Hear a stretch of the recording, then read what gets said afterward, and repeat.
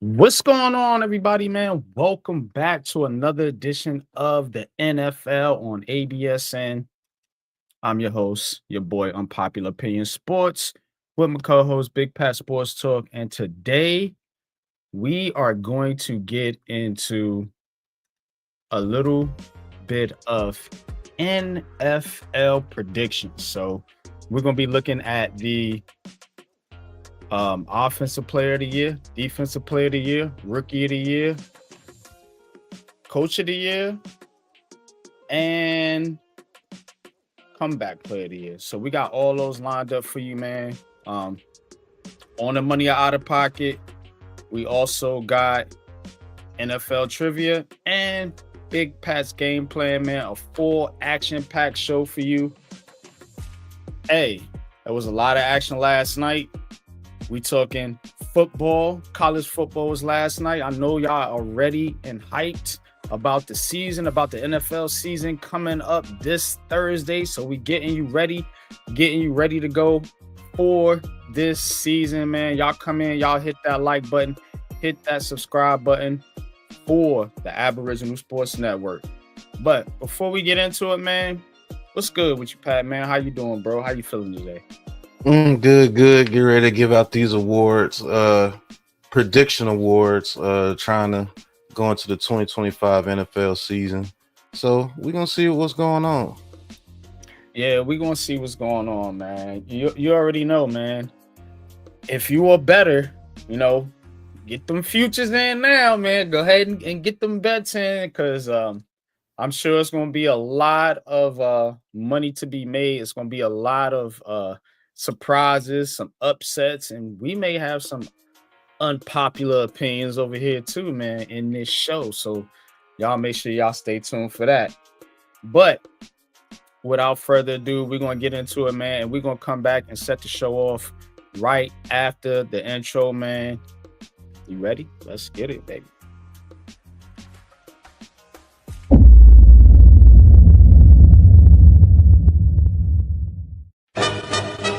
TK, the Raisin Man.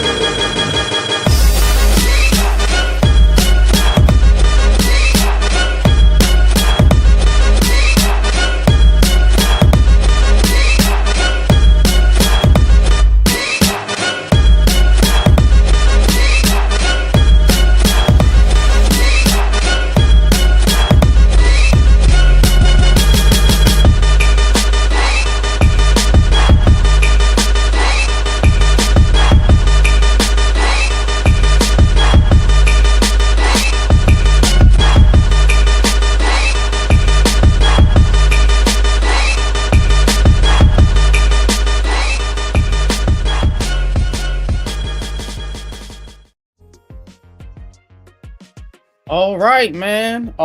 What's good, everybody, man? Happy Sunday to all. And hey, we are one more, or just a few days actually, from some real NFL football, man. I'm hyped. I'm pumped. Got my fantasy league drafts coming in. You know what I'm saying? So I'm getting ready for that. Yeah, man, we gonna have a ball this year. We're gonna have a ball this year. Pick'em leagues, you already know. I'm trying to dominate that as well. So it's a lot of things going on over here on the Aboriginal Sports Network, fantasy pick'em. And on today's show, we got some on the money or out of pocket. Also some game planning, man. What kind of game plan y'all gonna come up with, man? What is your strategy with your team? What is your strategy in life? God damn it. But I'm just bullshit, man. What's good with y'all, man? Appreciate y'all tapping in. Hit that like and subscribe. You already know what the deal is. But Pat, man, college football last night, man. There was some things going on, man. Let's touch on that here for a little bit, man, before we get into the meat and potatoes of the show. Shoot, the surprise of the day was Florida State beating up on Alabama 31-17. That was crazy. Looks like Florida State, the Seminoles are back, man. The Seminoles They look good. They look good on defense. Costanello, the quarterback for Florida State, he looked good. And that Alabama team, man, that offense just seems out of sorts, man. They're not the same Alabama teams that they had with Nick Saban out there. But, man, there were surprises out there as well, like North Dakota playing Kansas State down to the wire. Kansas State beat them 38-35, but North Dakota had a lead with about a minute and some left, but gave up a touchdown. Hey, LSU, we called that game last night, LSU and Clemson. LSU beat Clemson 17-10. And one of the biggest surprises of the day was the struggles of Arch Manning against that Ohio State defense. Man, they almost got shut out, but they lost 14-7. Arch Manning's going to have to, step it up. Maybe Ohio State's defense is better than what people thought it would be this year. Who knows? But he struggled mightily in that game, man. He was missing passes left and right, and it was just crazy, man. But we got some good games going on to I think today. I think it's Notre Dame, Miami today. That should be a very good one today. So, man, college football, man, hit with a bang yesterday, man. That was some good stuff yesterday. Yeah, boy. Yeah, that was some good stuff, man. So, but man, we gonna get into the NFL. Sundays is reserved for the NFL, even though we got some college games going on, and I am interested to see how that Miami Notre Dame thing plays out, man. Shout out to the ACC, man. ACC. Hey, man, big win by Florida State. Clemson couldn't get it done. Clemson can't never get it done in the big games. Yeah, whatever his name is, Slavic, whatever his name is. Yeah, man, it was terrible. My Hills play Monday, so we're gonna see how that turns out. But let's get into it, man. We're gonna set it off here, Pat, with the defensive rookie of the year odds here. And defensive rookie of the year. So we got some good candidates here, man. We got some pretty good candidates here, man. Not going front, bro.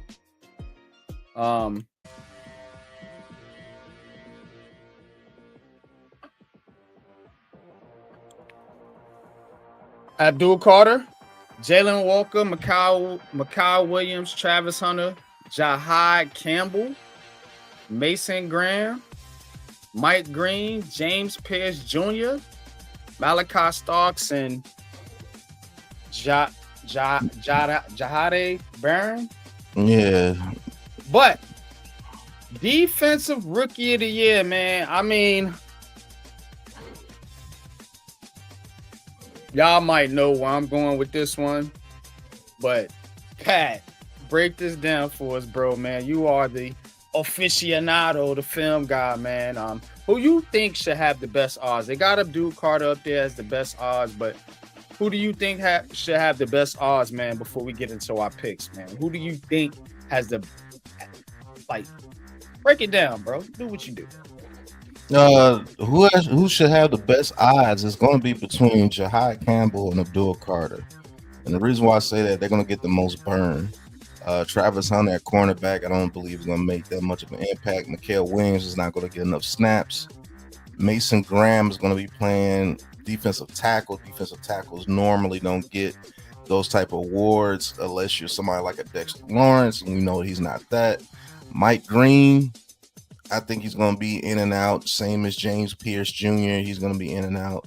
Now, Malachi Starks, he's going to be on the field a lot, but it's going to be hard for a safety to get defensive rookie of the year. It's normally going to go to like an edge rusher or a linebacker. And Jahad Barron, he's with the Broncos, and that defense is loaded, so he might not see that much time. So it's going to be between Abdul Carter and Jahad Campbell, to be honest with you. Abdul Carter and Jahad Campbell, two NFC East foes. Shout out to the chat, man. Miss, appreciate you tapping in. Agency, appreciate you tapping in. or AGNYC, I should say. Appreciate you, fellas. Pat. Abdul Carter, bro. Mm-hmm. It should, and I think it's gonna be Carter. And here's my reasoning. Not taking the Giants fandom out of it. Obviously, we're Giants fans here. He's going to get so many opportunities based on who he's playing with. It's going to be crazy because, again, you got Kayvon Thibodeau, Dexter Lawrence, Brian Burns to worry about. Carter, you can't block them all, you know. So Carter, and I think honestly, he's the most talented. We watched him. We watched him in the preseason. He flashed in the preseason, but if you put on the tape, Abdul Carter is almost unblockable, bro. Like, he's so quick off the edge. I mean, yeah, Mason Graham, defensive tackle, I don't see that happening. Jahad Campbell could do some things over there. He's in a similar situation with Philly. But Travis Hunter, you know, I'm kind of not really there with Travis Hunter. Haven't been, as far as him playing, you know, offense and defense. So he's going to have to play one or the other. And if you think he's going to be more on offense or defense, that's kind of guesswork here. So I take him out the equation. Jalen Walker is interesting for the Falcons because the Falcons don't have a lot on defense. So I'm pretty sure he'll have a chance to shine over there. But I'm with you. I'm taking Abdul Carter, bro. You know, the odds ain't great. If you want an underdog, if you a betting type person, maybe you go with Malachi Starks, or maybe you go with Barron over there with Denver. But for me, I think it's Carter, hands down. Who you got, bro? Me personally, I got Abdul Carter too. Abdul Carter, I think he's gonna get the most burn. He's gonna get the most views as far as being looked at. And I think he's just going to make the most impact, man. He's playing on a team that needs an impact player, and they drafted him to be that, man. So I think Abdul Carter is going to be that defensive player of the year.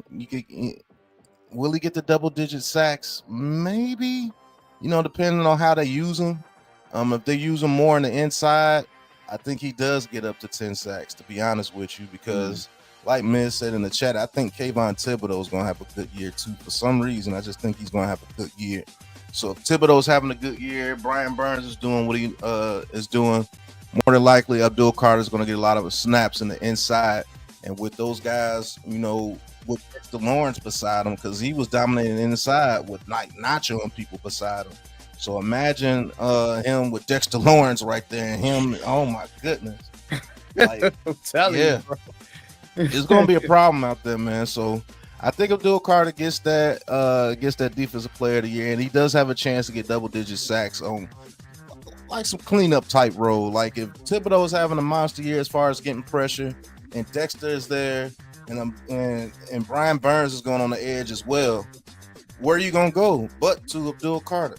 You're gonna go right into him. So he might get double-digit sacks. Not because everybody else is doing the work. It's just because I think the Giants' defensive line might be that good if they can stop the run. If they stop the run, they have a chance to have 2 to 3 people with double-digit sacks, and that will be dope. But they got to stop the run first, man. Yeah, they do got to stop the run, bro.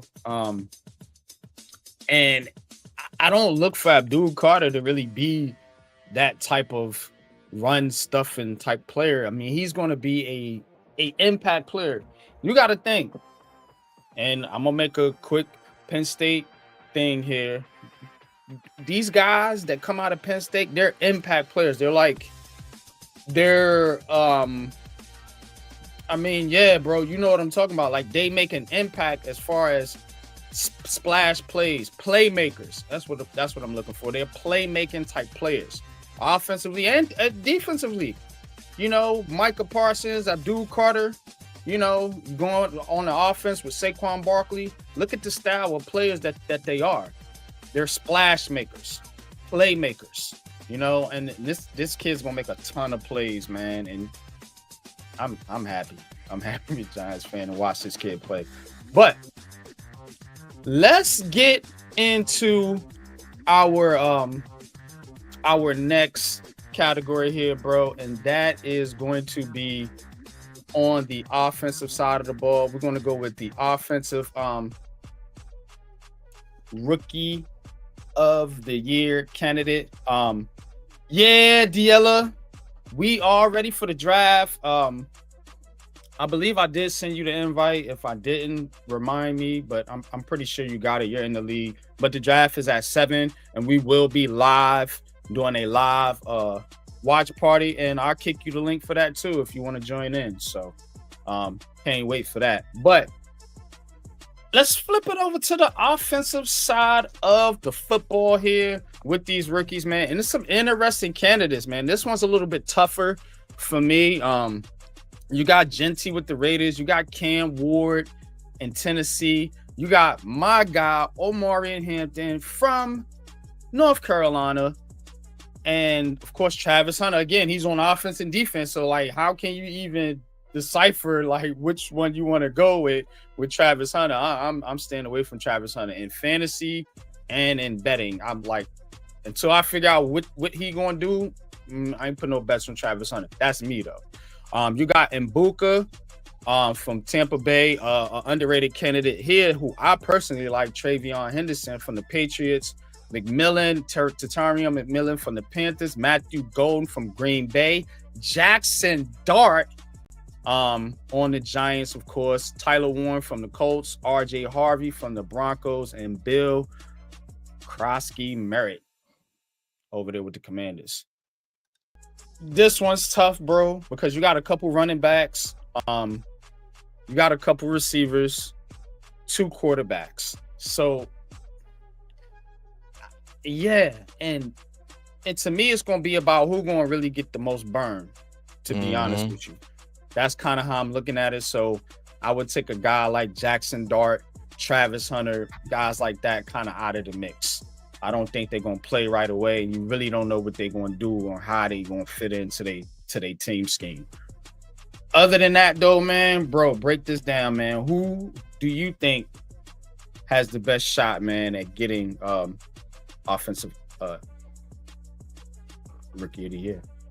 Well, I'm taking out a Booga, Travion Henderson, Jackson Dart, Travis Hunter. I'm taking those guys out, man. It really is going to come down between Ashton Jeanty, Cam Ward, RJ Harvey, and that big guy over there in Carolina, Ted McMillan. Those are the guys that's going to get the most burn. And I'll be honest with you, man, it's going to go down to the wire, because Cam Ward has the quarterback situation in his favor. And if he could get Tennessee to win 7 to 8 games, it's pretty much a lock for him to get it. Be honest with you, because Jackson Dart is not going to start that many games. Now, if Jackson Dart was starting from the very beginning, he will be first on that list because he's the media darling right now. So he ain't got to do too much. And then you got people like Omarion Hampton that's going to be splitting carries with Najee Harris. I think Ashton Jeanty is going to get anything he wants out there with the Raiders. There's nothing out there to go against them. And don't be surprised if Tyler Warren is in the mix out there too, because I do believe he's going to get the ball out there with Indianapolis, man. I truly believe that. RJ Harvey, he's going with the Broncos, so you know it's a system out there. They're going to use him sparingly, and he's going to be effective when he gets the ball, but I just don't think he'll get enough burn to get that actual award. But hey, if you want to know who I actually think gets the award, I'm gonna show you right here, man. It's gonna be my dog Ashton Jeanty, man. We're going back to running the football in the NFL, man. And I think Ashton Jeanty is gonna get over 1,000 yards, gonna get over 10 touchdowns over there with the Las Vegas Raiders. And I just think those stats hold up against the Titans, even if they do get 7 to 8 wins, man. It's just something about this kid here with the running game. If he puts his stamp on that Raiders team, and let's just say that Raiders team, they get 6 wins. You know, he might be the top rookie candidate, but that's just my guy. But more than likely, they'll probably give it to Cam Ward. But what you thinking, YG? I like that pick, bro.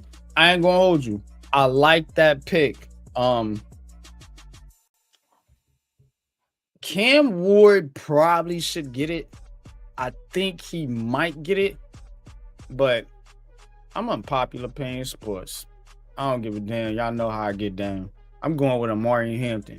My guy, Amari Hampton from North Carolina, UNC, baby. Hills, baby. That's what I'm taking. I'm going with Amari Hampton. And to be honest with you, you know why? Because Jim Harbaugh is going to run the shit out the football. That's a fact. I know he is. Yeah, I know he is. You know what I'm saying? They got Najee Harris, but I ain't worried about Najee Harris. Amari Hampton going to be that dude. I'm telling you, bro. He going to get mad burn, and he is going to light it up over there with the Chargers, man. They got a good system, beast offensive line. They're going to have goddamn fucking truck lanes to run through, bro. So, yeah. That's what I'm picking. Ashton Jeanty, very good pick. Very good pick. This year, I do think it's going to be a running back. I for some reason, they just downplaying Cam Ward. Like, he don't. And with these type of awards, you're right. It is about the media hype. I think Cam Ward going to have a damn good season. But Amari Hampton, man, he gonna make some plays out there, bro. He might go for 1,500. I'm just saying. No. Yeah, the Chargers are going to run the ball this year. That's a fact. Yeah, man. But yeah, I mean, any other, like, I like Travion Henderson too, bro. I'm not gonna hold you. He's gonna have those big boom plays. Like, he's gonna get, like, he might average like 6.5 yards a carry or something. They'll find a way to get him the ball in open field and things. Yeah, I like him too, but I just think Amari Hampton and Ashton Jeanty, for me, Ashton Jeanty is just gonna get a lot of burn over there with those two particular teams, and they're both in the AFC West, so they'll see each other twice. So that might decipher between who gets the award, who has the better games when they play each other. They see each other twice. That is very true, man. Check out a couple comments here, man. Dealer says Raiders should be pretty competitive this season. I think Gino would do a lot for that team. Yeah. Hey, I got something coming out called Top 5 Sleepers. I'm going to drop it tomorrow. Y'all check that out. It's my top 5 sleeper teams going into the NFL season. This is the betting part of the year where you putting futures in, you locking in some bets for the season. So I'm going to give y'all some underdogs here. But the Raiders got a good situation. The problem with the Raiders is their division. Their division is very, very tough. You're talking about the Chiefs, Chargers, who we just mentioned, and the Broncos, who I think are very legit. So it's going to be tough for them just because of their division. But I think they're going to kick some ass outside their division. Don't sleep on them, when they playing other teams. Hey, we haven't done this in a while. We got some breaking news, man. Hey, this is the NFL ABSN, man. We got some breaking news. Get ready to come up soon as the intro is loaded up. Break it up, baby. We will get into some breaking news here. Give us a little bit of a break here in the NFL ABSN to give us some news that just broke. If the doggone thing pulls up. But it's gonna be kind of funny considering what has happened to this franchise. But hey, forget it. We'll be right back after this commercial message with some breaking news. Here we go.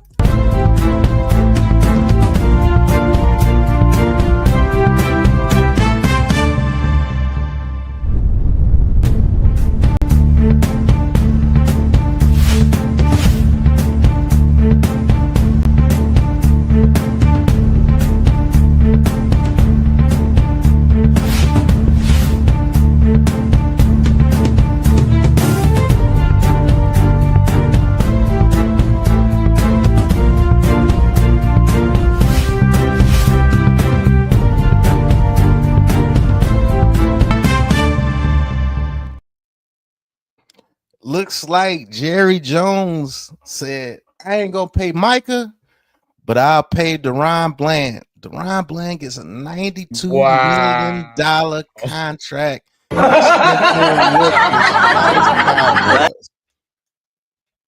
I'm sorry. Yeah, he gets a $92 million extension with the Dallas Cowboys, man. Wow. So they said, hey. Wow. There you go, young blood. Getting paid. We don't want to give Micah that money, so we'll give it to Deron Bland. So that's some breaking news, man, right here on the Aboriginal Sports Network on NFL ABSN. Ouch. I mean, let's touch on this for a second, man. We got some time. Bro, what is he doing? Is that dude lost his mind? You paying Deron Bland? His name is Bland, bro. And I mean, no shout to him. I'm joking, obviously. You know what I'm saying? Bro, you paid Deron Bland over Micah Parsons. Do you think Deron Bland is going to make an impact on the Cowboys defense like that, bro?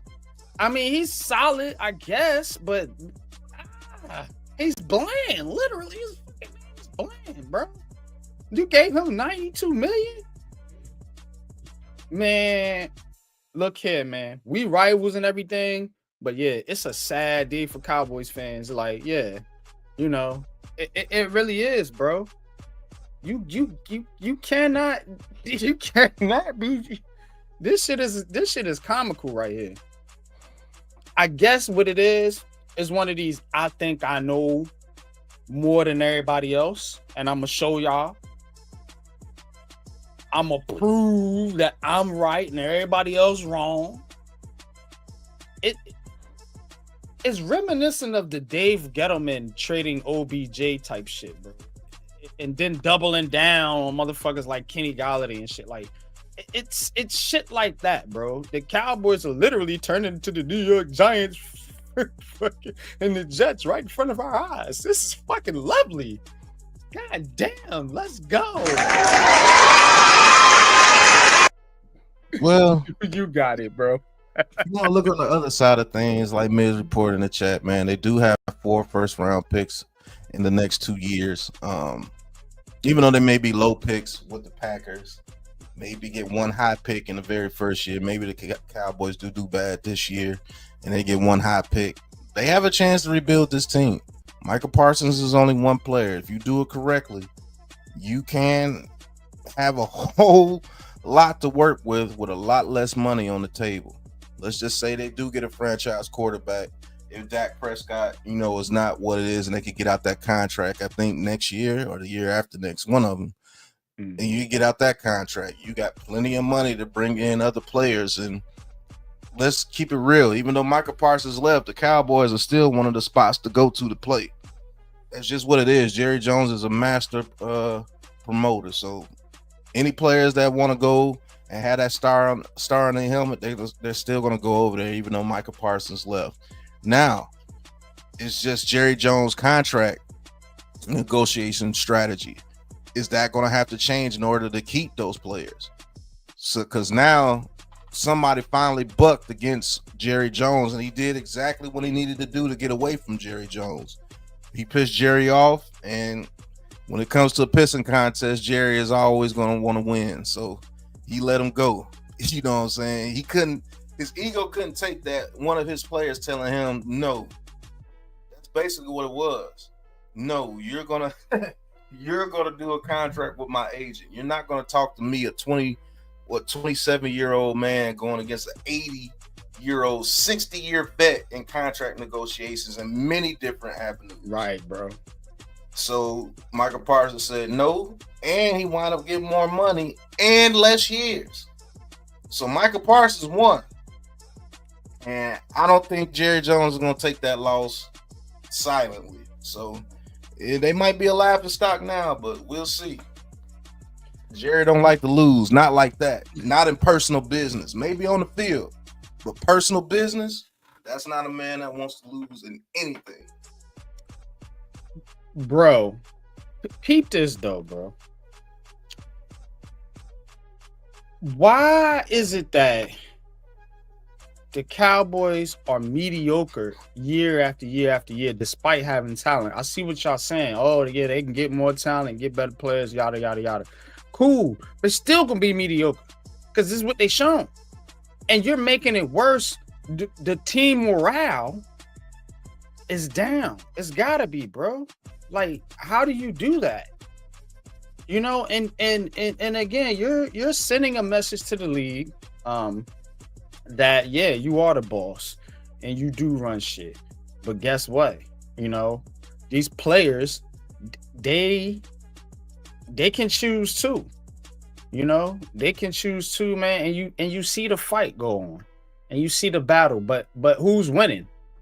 You know who ain't winning? The Dallas Cowboys, and that's the problem. They're not winning games. So he might have won the war, the pissing match or whatever, but he ain't putting a good product out there on the field. All right, let me go back in with this. New York Giants, I think, are getting better. The Washington was in the NFC Championship game, and Philly just came off a Super Bowl win. So again, they losing while the other teams is getting better. So now you got to play catch up. You see what I'm saying? Now you got to play catch up. Because to be honest with you, they should have took advantage of all them years that Dak was playing at a high level, Tony Romo was playing at a high level, and they couldn't capitalize. And now Dak is overpaid. You probably want to move off of him sooner rather than later. You know that's what they want to do. That's why they collected these picks. They're going to go quarterback chasing here pretty soon. I know what they probably going to do. Because Dak ain't going to be there too much longer. And so now you are in the rear view mirror of the goddamn other teams in the division. So how is that a win for you, Jerry Jones? Oh, because you can get the headlines, right? Right. That's how I feel about it, bro. Honestly, like, yeah, it's about the headlines. That's why these things happen. Why you think the whole Cowboys documentary came out? He was going on doing the tour. I think they already had this plan, and they already knew that they was going to go for a break. And that's PR moves. This is a PR move. Giving Bland $92 million. You know what I'm saying? Look, to make it seem like, no, I'm not being a Scrooge with the money. It was just Michael Parsons just didn't want to be here. You know what I'm saying? Like, he's doing the PR. He's making it seem like Michael Parsons was the problem. And like I said, Jerry Jones, when it comes to personal and business life, that dude does not want to lose. Now, what happens on the field, he cares about that too, but it's not as vicious as what it is in his personal life and business life. And I think this is the first time I've ever seen anybody book against Jerry Jones like that. Like, seriously, I think this is the first time, because Michael Irvin didn't do it. Emmitt Smith did it to a certain extent. But when he came to that contract, he was still negotiating with Jerry. It wasn't his agent. You know, all the other guys, you know, just like Bland. You see how quick he signed. You see what I'm saying? So, yeah, it's just a weird situation. But they can't get out of it, though. But that was the breaking news on the Dallas Cowboys, man. And we're going to be right back after this breaking news.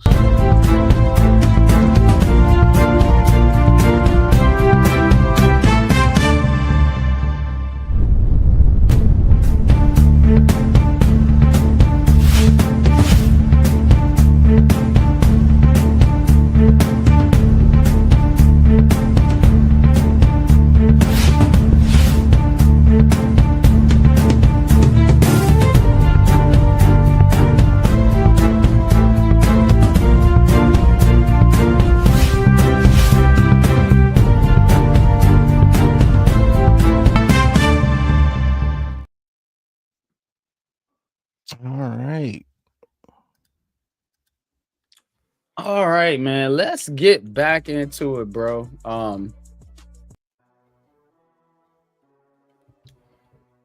So, let's switch gears here and we're going to talk some coaching.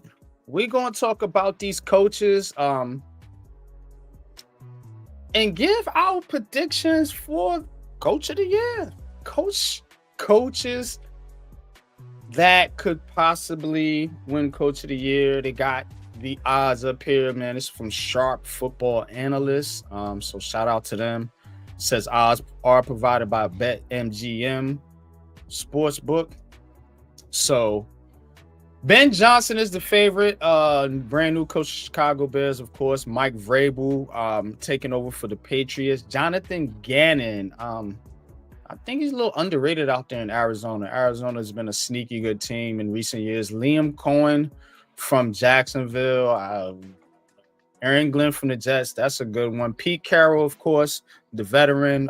Sean Payton, another veteran. Dave Canales from the Carolina Panthers. You got Jim Harbaugh from the Chargers. Kyle Shanahan, Dan Campbell. Mike McDonald, new coach of the Seahawks. And then Matt LaFleur for the Packers. I bet his odds went up when he got Micah Parsons for sure. But yeah, I'm kind of laughing at the Ben Johnson thing too, Miz, because I just don't think that dude's that good. I think he's way overrated as a coach. As an offensive play caller, I guess he all right, but as a coach, I don't know. I'm getting weird vibes. Vrabel is solid because a lot of people expect the Patriots to take a jump. I like Gannon in Arizona, especially they could win that division.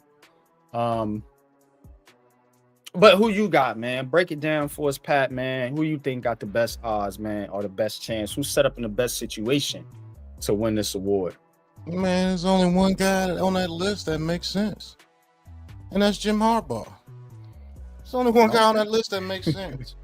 Sean Payton, they're going to have to win 14, 15 games in order to get it. Matt LaFleur, they're going to have to win 14, 15 games to win it. This guy right here, man, he gets the Chargers back in the playoffs. They win 12 to 13 games. Yeah. He changed that team around, bro. He made Herbert, who looked like he was on his way to being a bust, just to be honest with you, he put up stats, but never came in clutch. So guess what Jim Harbaugh did? Took the ball out of his hands. Let's get it to these running backs. Let's draft Amarian Hampton and bring over Najee Harris, and let's run this ball. And then you use your talent when we need you to use your talent. And Jim Harbaugh's going to have that defense playing well again. I think it's the obvious choice, man. It's Jim Harbaugh, man. I don't think there's no other choice on that list that makes any sense. Just going to be honest with you. I think you could argue with Sean Payton, especially if they finish over the Chargers in the division. Like I said, Gannon could get it too if the Cardinals shock and they actually, because that Rams team, I don't know. San Francisco, they could come back to life, but I do like that situation right there. What about Dave Canales in Carolina? What if the Panthers win that division? They're not winning that division. They might finish third above the Saints. They're not winning that division. I don't know, man. They're not ready yet. Chuba Hubbard, Bryce Young. They just got rid of Thielen. So they got Ted McMillan over there. Xavier Legette. They got really young at receiver again. And Cropper just got hurt. He's on injury reserve. They're not ready yet. And that defense is not ready yet. So I think they get beat up on by the Panthers and the Falcons. Now, normally they may get one of them, but no, they're not ready yet. Give them a year or two, though. Give them a year or two. Let them get some solid veterans back on that team. And then, yeah. But right now, it's just Bryce Young and the young guns out there, especially on offense. So we'll see. Yeah, I mean, I guess you're right in that regard, but I do think that somebody could possibly take the reins that is not a one of these newer coaches. I guess that's what I'm trying to say. Wasn't Jim Harbaugh never won it with San Francisco, did he? Did he win it that year? Kaepernick went off that one. That's what I'm thinking. Like, did he win I Coach of the Year thought before? he won it once. He might have. I don't know.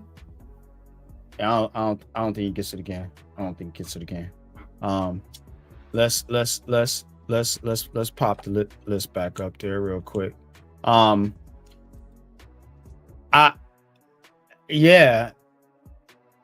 think, to be honest with you, I could see Vrabel if he gets New England into the playoffs. And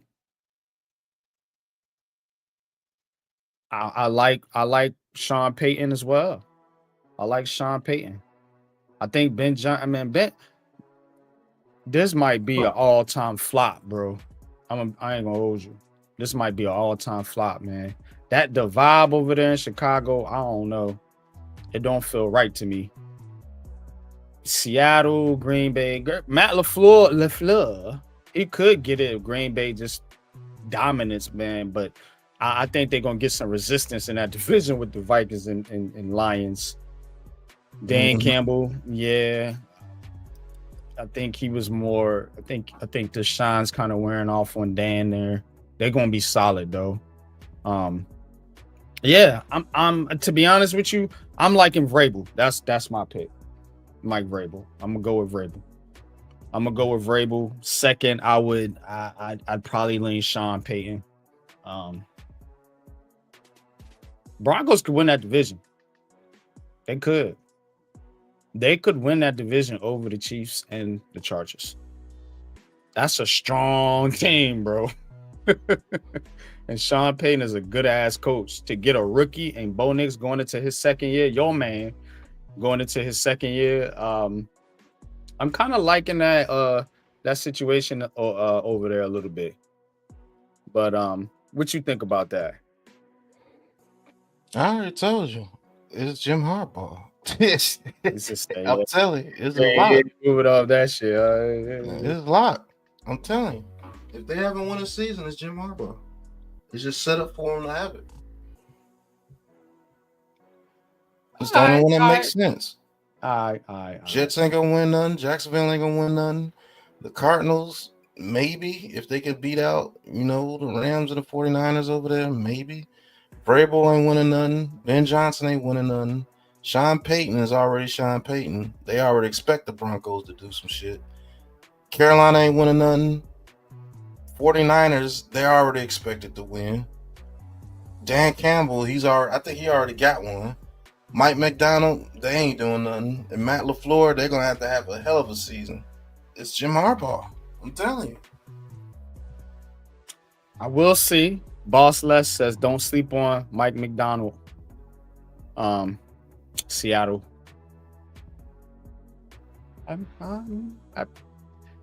If they win the division, I think for him and Gannon, they have to win that division. They have to beat the Rams and 49ers. Because if you beat the Rams and 49ers and you finish first in your division, if I had a vote, you would get my vote because that's tough. That's tough right there. You know what I'm saying? So I think him and Gannon are probably on a similar level. If one of them two teams shows out and wins that division, which they can. I mean, I think that division is better than people think.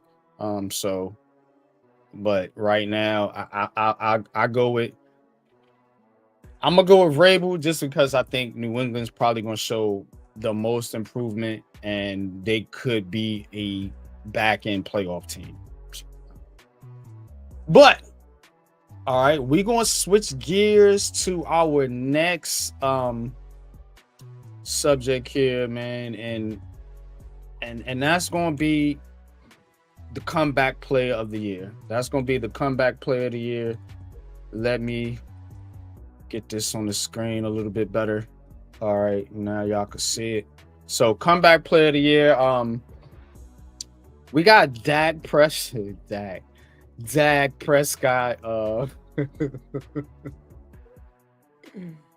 Aiden Hutchinson, I like that one. Christian McCaffrey, another good one. Trevor Lawrence, JJ McCarthy, Rashid Rice, Brandon Ayuk,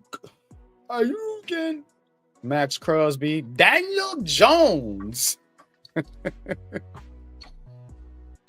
You know it. You know what's funny about this shit? They got him on the Giants. Let me make sure this article is updated. Yeah, July 9th, 2025. Yeah, they putting his previous team on there. Oh, shit. Okay. Nick Chubb. Okay, yeah, they did that with Chubb too. Okay, I see what they did too. I'm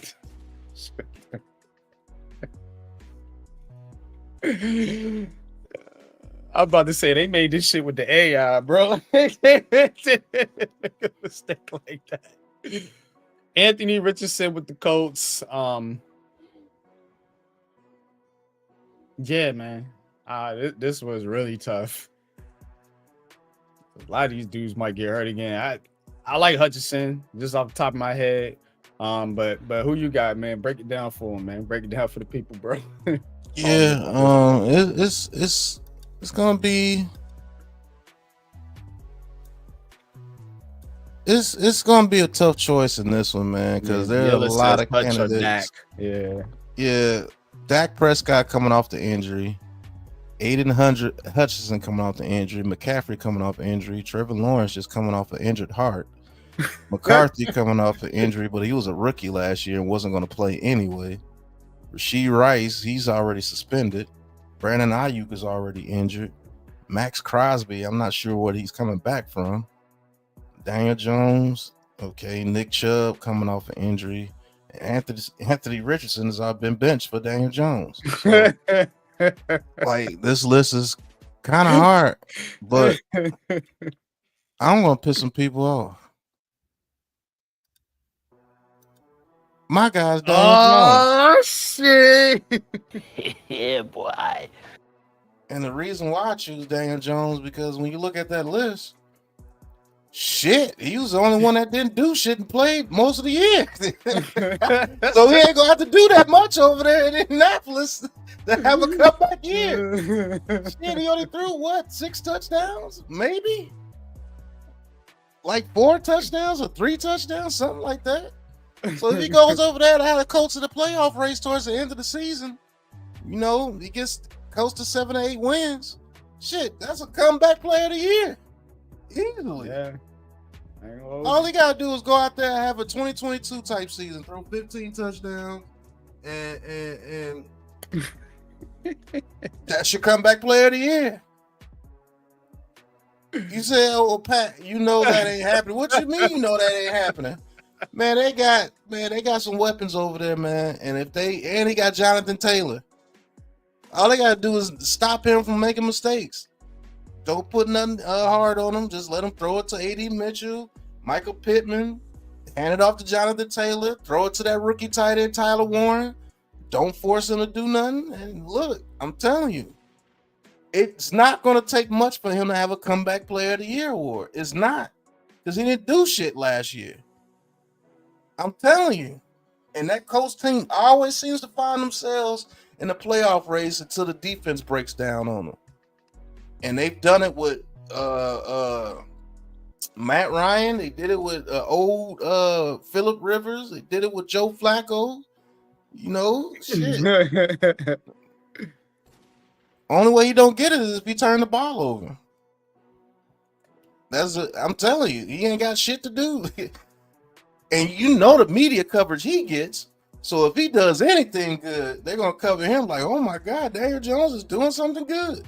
Watch. I guarantee he wins it. He ain't got to do shit. That was a little unpopular for me, but I see your logic. I see your logic. Look, but we've been talking about this for a long time with Daniel Jones. The ifs, if things shake right, you know, if the receivers, if the offensive line, if the coach, if I think he could have an average season. Comeback player of the year might be a bit of a stretch. Yeah, I don't know. I think I'm gonna go with. Let me see the list again. Yeah, I'm gonna go with Aiden Hutchinson here. I think he is the key to the Lions defense. I think without them, you've seen how much they struggled. Insert him back in the lineup. I think he's primed to have a pretty good year. I think he's primed to have a pretty good season in that Lions defense. I don't trust McCaffrey at all. I don't trust Trevor Lawrence or JJ McCarthy. And the rest of them on that list, I think is just kind of She Rice suspended. Brandon Ayuk already hurt. Maxx Crosby, what did he have to come back from?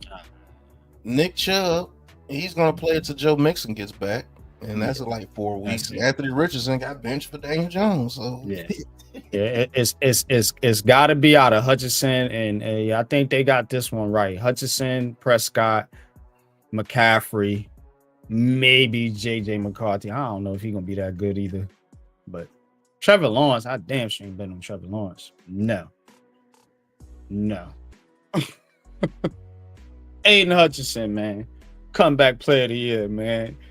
Heard it here, right here on the Aboriginal Sports Network. Man, y'all hit that like button, man. Appreciate y'all turning up in the chat for us today. Again, this is the NFL on ABSN, where we go around the NFL, talk about all the NFL teams. We will be giving you roundups, game previews here throughout the season on this show. We've been getting off to a late start, but the show will be the pregame show before the NFL games start. So can look for us around 10:30 if we late. But again, it'll be in the morning, and we'll take you up to 1 o'clock to the game calls. Keep it locked right here on the Aboriginal Sports Network, man. We got you covered. We also got Heart of the City. That's my shit. I got to promote that. I'm sorry. Heart of the City, man. Y'all got to tune in for that. We got the dope culture segment, man. We really hit your heart on that show. Man. So you got to check out Heart of the City, man. Not if just you a New York fan, if you in the culture, if you in the sports, because we talk about WNBA, we talk about college, we talk about all kind of things on that show. So please go check out Heart of the City with yours truly, Coach Ed Gladney, me, Unpopular Opinion Sports, and that man up there on the mic, on the producer controls, producing the show, man. So we are the trio, Heart of the City, man. Check it out Wednesday nights at 9 p.m. Eastern.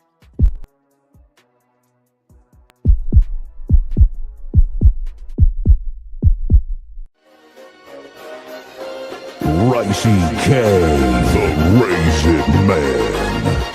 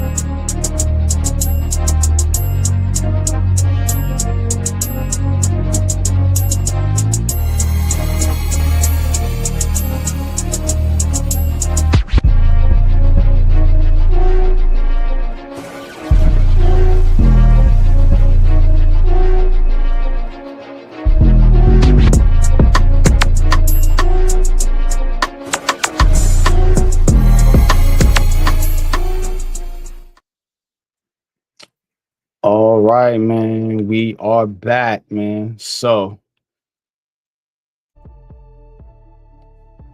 right now, what I'm gonna do is I'm gonna get into a little we're gonna do on the money or out of pocket. We're gonna do on the money or out of pocket here. Coming up here in just a second, but really excited for the NFL season. Really excited, man. And hey, man, next week game starting. Got the Giants Washington. We will be calling that game here on the ABSN network. So y'all definitely stay tuned for that. But let me get my share screen up real quick, and then we're gonna get into on the money or out of pocket, man. Y'all gonna love this one.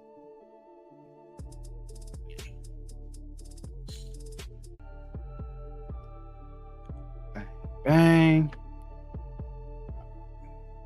Let's get into it.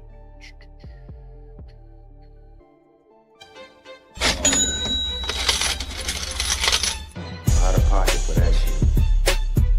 Way out of pocket.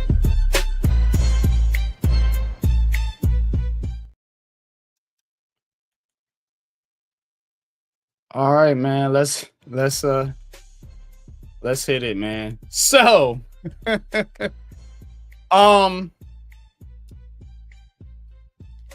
Tyreek Hill, man. Your boy Tyreek Hill, man. He is not happy over there in Miami. Still chirping. Tyreek Hill says that the Dolphins need to take out Devon A-Chain on third downs. Quote, that's my honest opinion. If it's a third and short, he's not a power back. I keep telling him that in the locker room, but he swears he's a power back. I love Devon, but if I'm being honest, like that's what you got Jalen Wright, and that's why you got Ollie Gordon II for those kinds of situations. So, couple layers to this thing here. First of all, Tyreek Hill don't give a damn. He gonna say what he say. Second of all, it seems like he's really getting under the skin of not only his starting quarterback, but his head coach. And third of all, he's actually right. Devon A-Chain is not a power back, and they should be using Ollie Gordon right on third down. But that's beyond the fact, bro. You are actively in the media talking about this shit.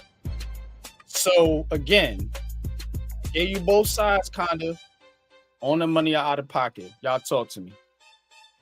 That man is absolutely on the money. That's why you drafted Ollie Gordon. If it's third and short, yeah, take his little ass out the game. It doesn't make any sense. Maybe we have a power running game to your team. You can play better in cold weather. Like, Tyreek Hill does a lot of dumb shit. Got a million baby mamas, just got a divorce. That's his personal life, but on this field talk, he is absolutely right. Why is Devon A-Chain in there on third and short? Like, his little ass, no. And I just think this coach, Mike McDaniel, I believe that's his name. Yeah, Mike McDaniel, yeah. I think he's on his way out, bro. He's trying to be too smart. He's trying to be Pinky in the brain and shit. Like, sometimes all that complicated stuff ain't what you need. You need power running. Third and one, give it to Ollie Gordon, get your yard, then go start playing backyard football again with the Hill and Waddle. But yeah, man, I've seen plenty of times they in like third and inches and 5 wide. Like, what's going on? Like, what are you doing? Like, I don't get it, man. I don't get it. Yeah, but shouldn't he be saying this stuff like that in the media? Definitely on the money. It's about football. It's about football, man. Yeah, man. And I agree though with what he said. I do think he might have wanted to keep that in house though. But again, all right, here we go, man. So this one right here is yeah, bro. So again, this is a tennis match, and what you're gonna see here is this tennis player is giving the kid a hat, and the man snaps it. The kid takes it from him, and he gives it, wants to give it to the kid. Wow, give me that. And you see the kid crying. You kind of see the kid pleading. But it gets worse. Look at the wife in the background. She's on the camera like, yay. Oh man, that is tough. Oh man, this is at the US Open, folks. Yeah, man. Kid got robbed for a souvenir. Had to be a bad day for him. The man obviously didn't give a shit. He took the hat, stuffed it in the bag. Yeah, bro. Yeah, that's bad, man. Man, on the money, out of pocket. Man, way out of pocket. Like Snoop Dogg said, way out of pocket. Some grown man is you, man. Then the wife with it too, so that's that's how they get down. The camera like this, you could tell that's how they get down. Yeah, you got that shit, yo. Fuck that little dude. That little kid. Now, I'd have been messed up. That little kid would have got mad and hit him straight in his nuts right there. Wow. Get back on my hat, man. Oh, yeah. His first time at a game. Finally, opportunity to get a souvenir. Look at him pleading for it. And look at the other kid. He looking like, yo, you really do that? Like, yo. Right. Like, yo. Man, this world that kid in the background looking at him like, yo, you out of pocket, son. I would have took that hat out that lady purse, smacked her phone down, smacked him, and gave that kid his hat back, man. Look at one. I guess the tennis player didn't notice it. Because if he would have noticed it, he probably would have snatched it back from him. Yeah, well, you see, he gives it to him, then he turns his head, keeps signing autograph, then he kind of goes back over and signing some more stuff. I don't think he really recognized what happened. Or he might have thought that was the kid's parent or something. You know what I'm saying? But that dude just deboed that shit. Man. Spoiled or not, Diego, that's wrong, man. That is absolutely wrong. Dia right there. It's spoiled anyway. I don't need that hat. Fuck them kids. That's the like my kids, man like Bernie Mac. Yeah. That's exactly how it was in Kansas City. That dude almost got beat up. Yeah, you can't do stuff like that, man. That's man. All right, man. Moving on. This one's weird too. Okay, so the cheerleading game has changed, obviously. On the right, you see a robot cheerleader. Yes, folks. Robots are cheerleading now. I wouldn't be surprised to see one twerking. Look at it. Look at it shaking his head. And then he gave him the Chucky eyes. Look at them little eyes. Yo. Guy's eyes get messed up when you start. Yeah, see what I'm saying? It gets worse. That's when it turns on you. On the left, you're seeing male cheerleaders, the Vikings. And again, this is not so out of pocket for that reason. You could say it is for that reason. But they were in the bathroom with the females. That's what's got everybody's panties in a bunch, pun intended. But again, man, male cheerleaders, robot cheerleaders, the game's different now. The cheerleading game is different. On the money or out of pocket about the new cheerleaders, the new age cheerleaders, bro. Talk to me. Oh, man. I just can't leave stuff alone, man. You go to sports events, you looking to see beautiful women with pom-poms cheering. That's it, man. Why are you bringing robots into the frame? And Al and Corey now cheerleaders for I don't know.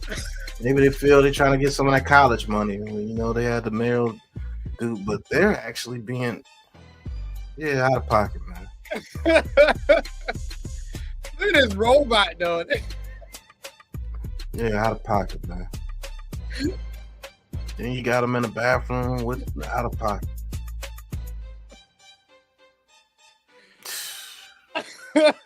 Yo. Yeah, we done for, man. We done for. All right. Here's one for y'all, man. 37 in you and 40 in you football leagues. These old jokers out there. Look at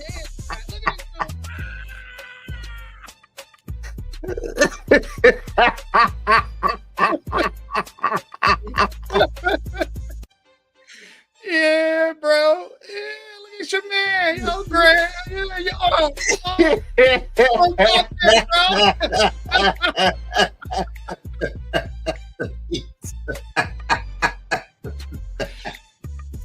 Yeah, man. Yo, they get busy out there, bro. this is exactly what happened to that dude. He like 50 years old, man.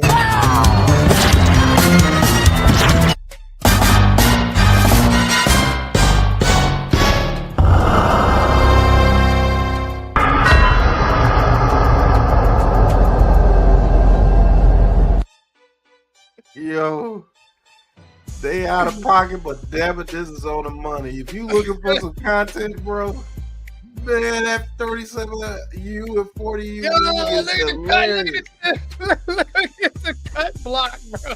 Man, that stuff right there is hilarious, bro.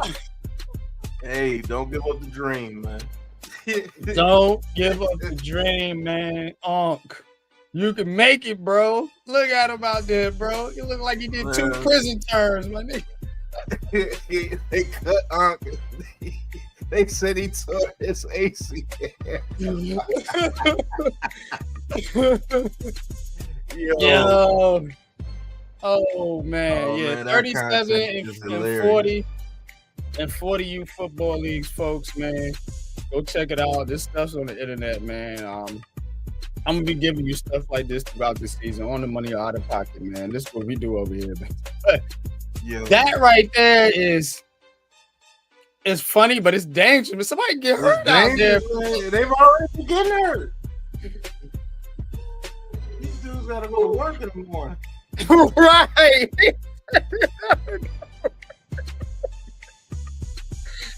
Fucking with you, man.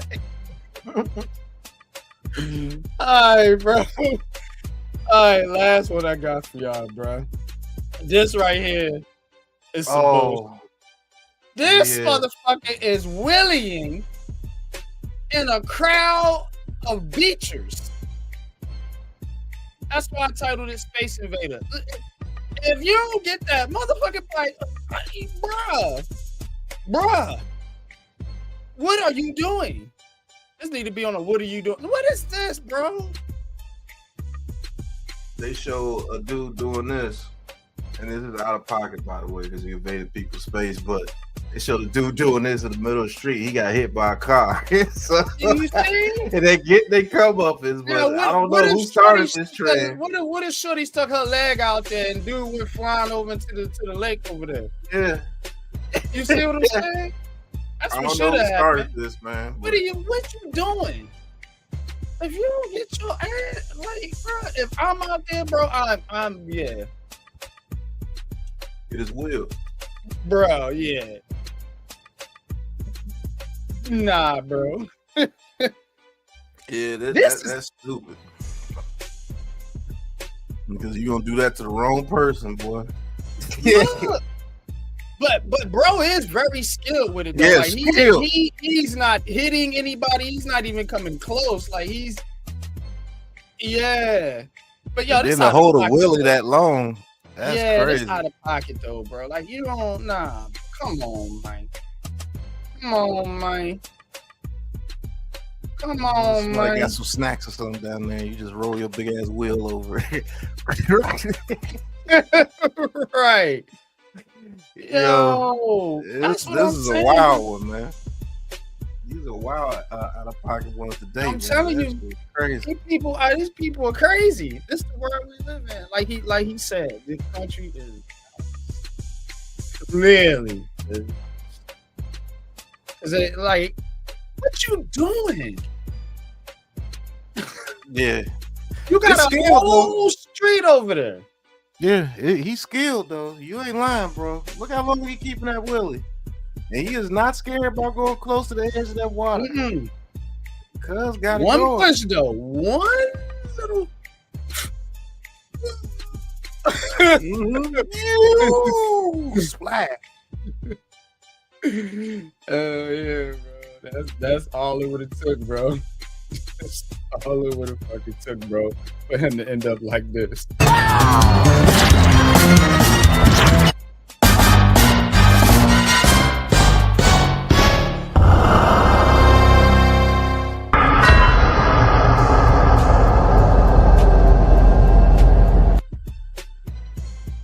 Yeah. Trying to tell you, bro. I'm trying to tell you. But yeah, man, that's it for that's all I got, man, for on the money or out of pocket, man. This time, man. But y'all stay tuned, man. Plenty more on the money or out of pocket segments coming throughout the season, man. We will be getting our laugh on over here, bro, because these people are out of pocket. Out of pocket for that shit. Way out of pocket.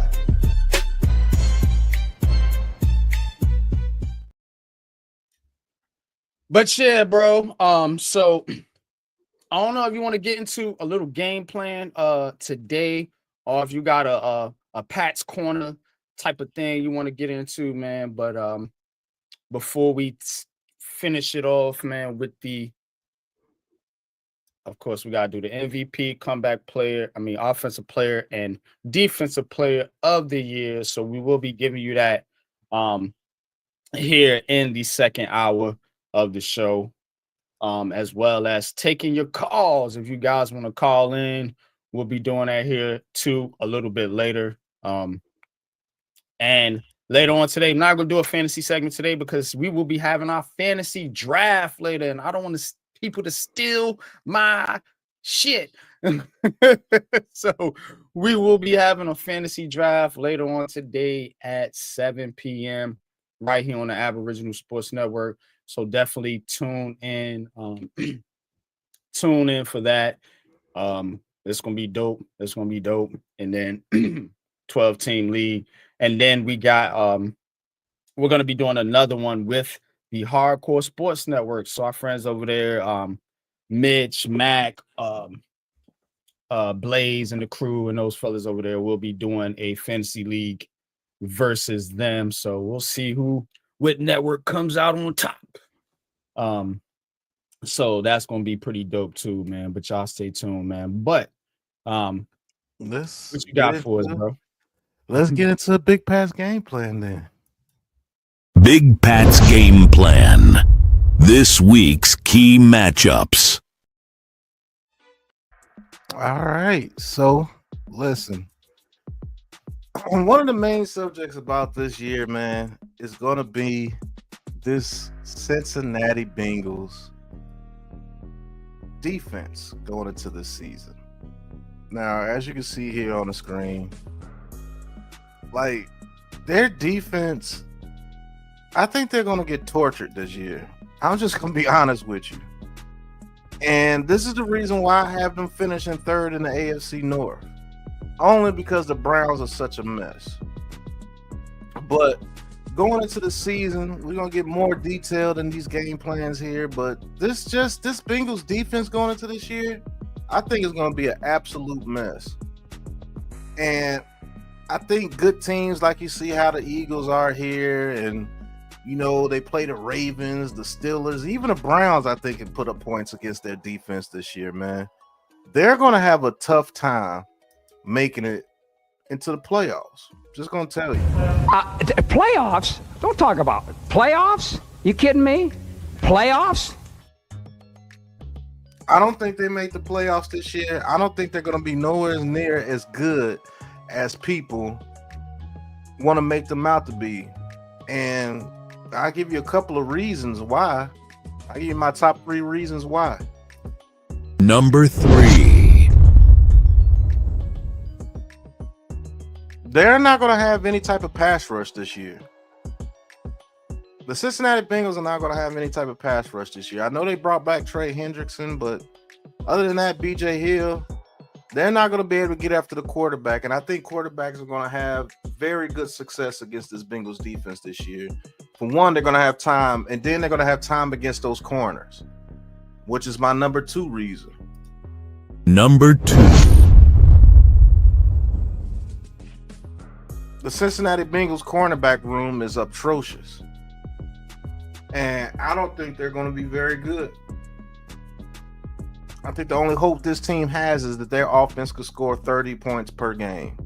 30 to 34 points per game. And I just think it's going to be a whole lot of this when they're playing on the defensive side of the ball. Prediction for the fight then. Prediction? Yes, prediction.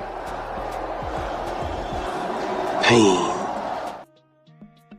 It's going to be a lot of pain on that field, man. And my number 1 reason?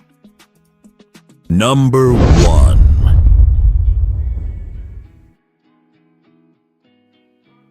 I think putting that much pressure on this Bengals offense this year to win games might get Joe Burrow hurt one more time. And if Joe Burrow gets hurt, it's a wrap. They might be one of the worst teams in the league if Joe Burrow gets hurt, because now your offense is not going to be as strong as it could be, and then your defense is going to be even weaker because now the offense is going to be going 3 and outs, and you have to get right back out there on the field after giving up a touchdown. So this Bengals team is going to be one to watch, man. Either Joe Burrow's going to turn into a superhero, him and Jamar Chase and T. Higgins in that offense, or this team is going to underperform or underwhelm again, and that coach might be fired. Because nobody's paying attention to the defense over there. So we'll see, man. But that's been, Big Pat's game plan. We're going to go into a commercial break here. Hey, check out KP Productions, man. The official sponsor of the Aboriginal Sports Network, man. Check out KP and Productions. If you want to be a content creator, they actually have a content creator class for you where you could attend and get your certificate and become an official content creator. Shout out to Ghost Dog. And if you have any needs as far as intros, outros, even a website, man, give us a call right here at KP Productions and we'll hook you up. But this has been Big Pat's Game Plan, and we'll be right back after these messages. Big Pat's Game Plan. This week's key matchups. You've got ideas, but it's time to make them unforgettable? KP Productions brings your vision to life with pro-level video editing, eye-catching thumbnails, custom logos, and branded backgrounds, all done virtually. Hosted a live stream, we handle the production in StreamYard, from smooth overlays to polished graphics. And if you're ready to level up, our 8-week content creator class gives you the skills, strategies, and confidence to grow fast. KP Productions, virtual, professional, unforgettable. Book your virtual services today at knpproductions.com. All right, we are back, man. Appreciate y'all tapping in with us here on this Sunday fun day, man. We are getting into our season predictions. Man. So let's keep it going, man. 2025 Defensive Player of the Year odds. Micah Parsons, man. I'm gonna be honest with y'all. I hated Micah Parsons in Dallas, but now I like him. He's not a Cowboy no more. I am a Micah Parsons fan. Shout out to Micah Parsons, man. Salute to you, bro. Good job getting that bag, getting the hell up out of Dallas. he is the favorite right now for Defensive Player of the Year, and yeah, he should be. Honestly, he should be, because he is going to be the guy in that Packers defense without a question. You know, I like Xavier McKinney, man, former New York Giant, but it's Micah Parsons, man, that's going to make that thing run over there, man. And he's going to make some plays too, man, especially if that offense gets going. It's going to put opposing teams in comeback mode, and he's going to have plenty of rush opportunities. I like this one, Pat. Aiden Hutchinson, I got him for comeback player of the year, so I'm not going to double down and pick him for defensive player of the year as well. Coming off an injury, I think it'll take a little time to get his wheels together, man, but I think he comes on later on in the season, and he'll probably make some noise then. Myles Garrett, TJ Watt, the usuals up there, Maxx Crosby, Will Anderson Jr. for the Texans. That's a good one, an underrated one. Nick Bosa, Jarrett Verse for the Rams, like what he did last year. Jalen Carter for the Eagles, and then Trey Hendrickson, who just signed a deal in Cincinnati. Who you like of this list, man? Break it down, man. Who has the best chance to get Defensive Player of the Year?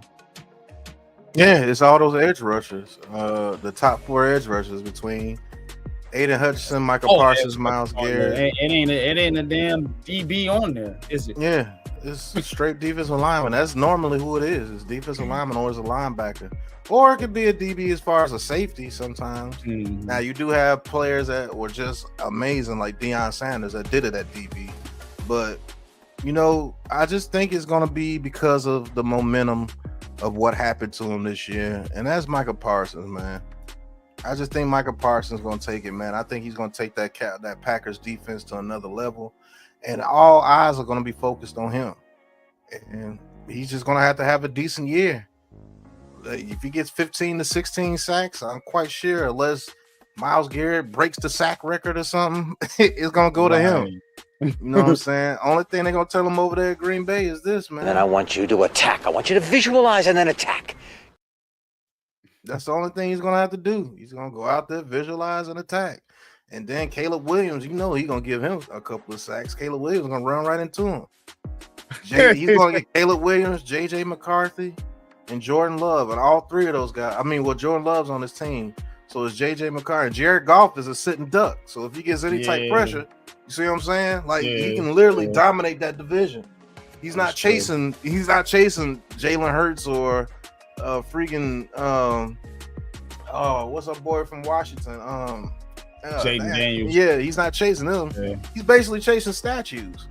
Like JJ McCarthy, he can get to him. He's definitely getting to Jared Goff, and Caleb Williams is gonna run right into him. And he's way faster than Caleb Williams. So I think he's gonna have a heck of a year, man. I really do. I think he's gonna have one heck of a year, man, especially getting 47 million, 6 million more than what TJ Watt and my boy from the Browns got. I thought those contracts were ridiculous. This man literally almost got $50 million a year as a defensive player. So, you know, those next edge rusher contracts are going to be ridiculous. Look for the quarterback position to come down and pay a little bit, bro. They're not going to, man, I don't know, man. One of these positions are going to have to suffer because receivers are getting close to $50 million now. So well, you know, they've been cutting out the running back, but now the running back's starting to get running back is starting to get his money now. He's starting to getting a little bit of a bag now. So somebody's gonna get cut out the game. I know who it's gonna be. Because DB's getting their money too. But I know who it's gonna be. This gonna be unpopular. Real unpopular. Hear me out. It's gonna be offensive lineman. I can see that. The reason it's going to be offensive lineman is because the way the game is shaping out, they really not putting an emphasis on having these big, tough offensive lines unless you're a power running team. You know what I'm saying? So again, if you're paying a quarterback, a receiver, and you got to pay the defensive players, offensive line is going to come down. because again, you got these running quarterbacks, right? Mm-hmm. So they using them to make up for what we talk about with Daves and some of these other guys, how they like to run their quarterbacks and kind of use their quarterbacks as a weapon out there, you know. So your offensive line don't have to be as strong as it used to be back in the day when you had straight pocket passers, statue type quarterbacks that wasn't moving around like that. You know, offensive linemen had to hold their blocks a lot longer. Mm-hmm. So I could definitely see that them. I'm not saying they're going to pay offensive linemen nothing, but I could see them, those contracts coming down a little bit in order to, you know, boost up other players. They want the skill position players, the ones that make the splash plays, to get paid more. I'm telling you, that's the way the league's trending. Yep, I could definitely see that. Center, especially the center position. Mm-hmm. I can see that start coming down. The tackles will be the last to go down, but the center and guards, yeah. Yeah, the tackles will be there because they have to mirror the edge rushers. So once the edge rushers getting paid, the tackles are going to get paid. But I'm talking about the interior linemen. And it could be the interior defensive linemen as well, too. You could see them take a dip in pay as well. So that's what somebody got to take a dip with. Yeah. They making almost $50 million.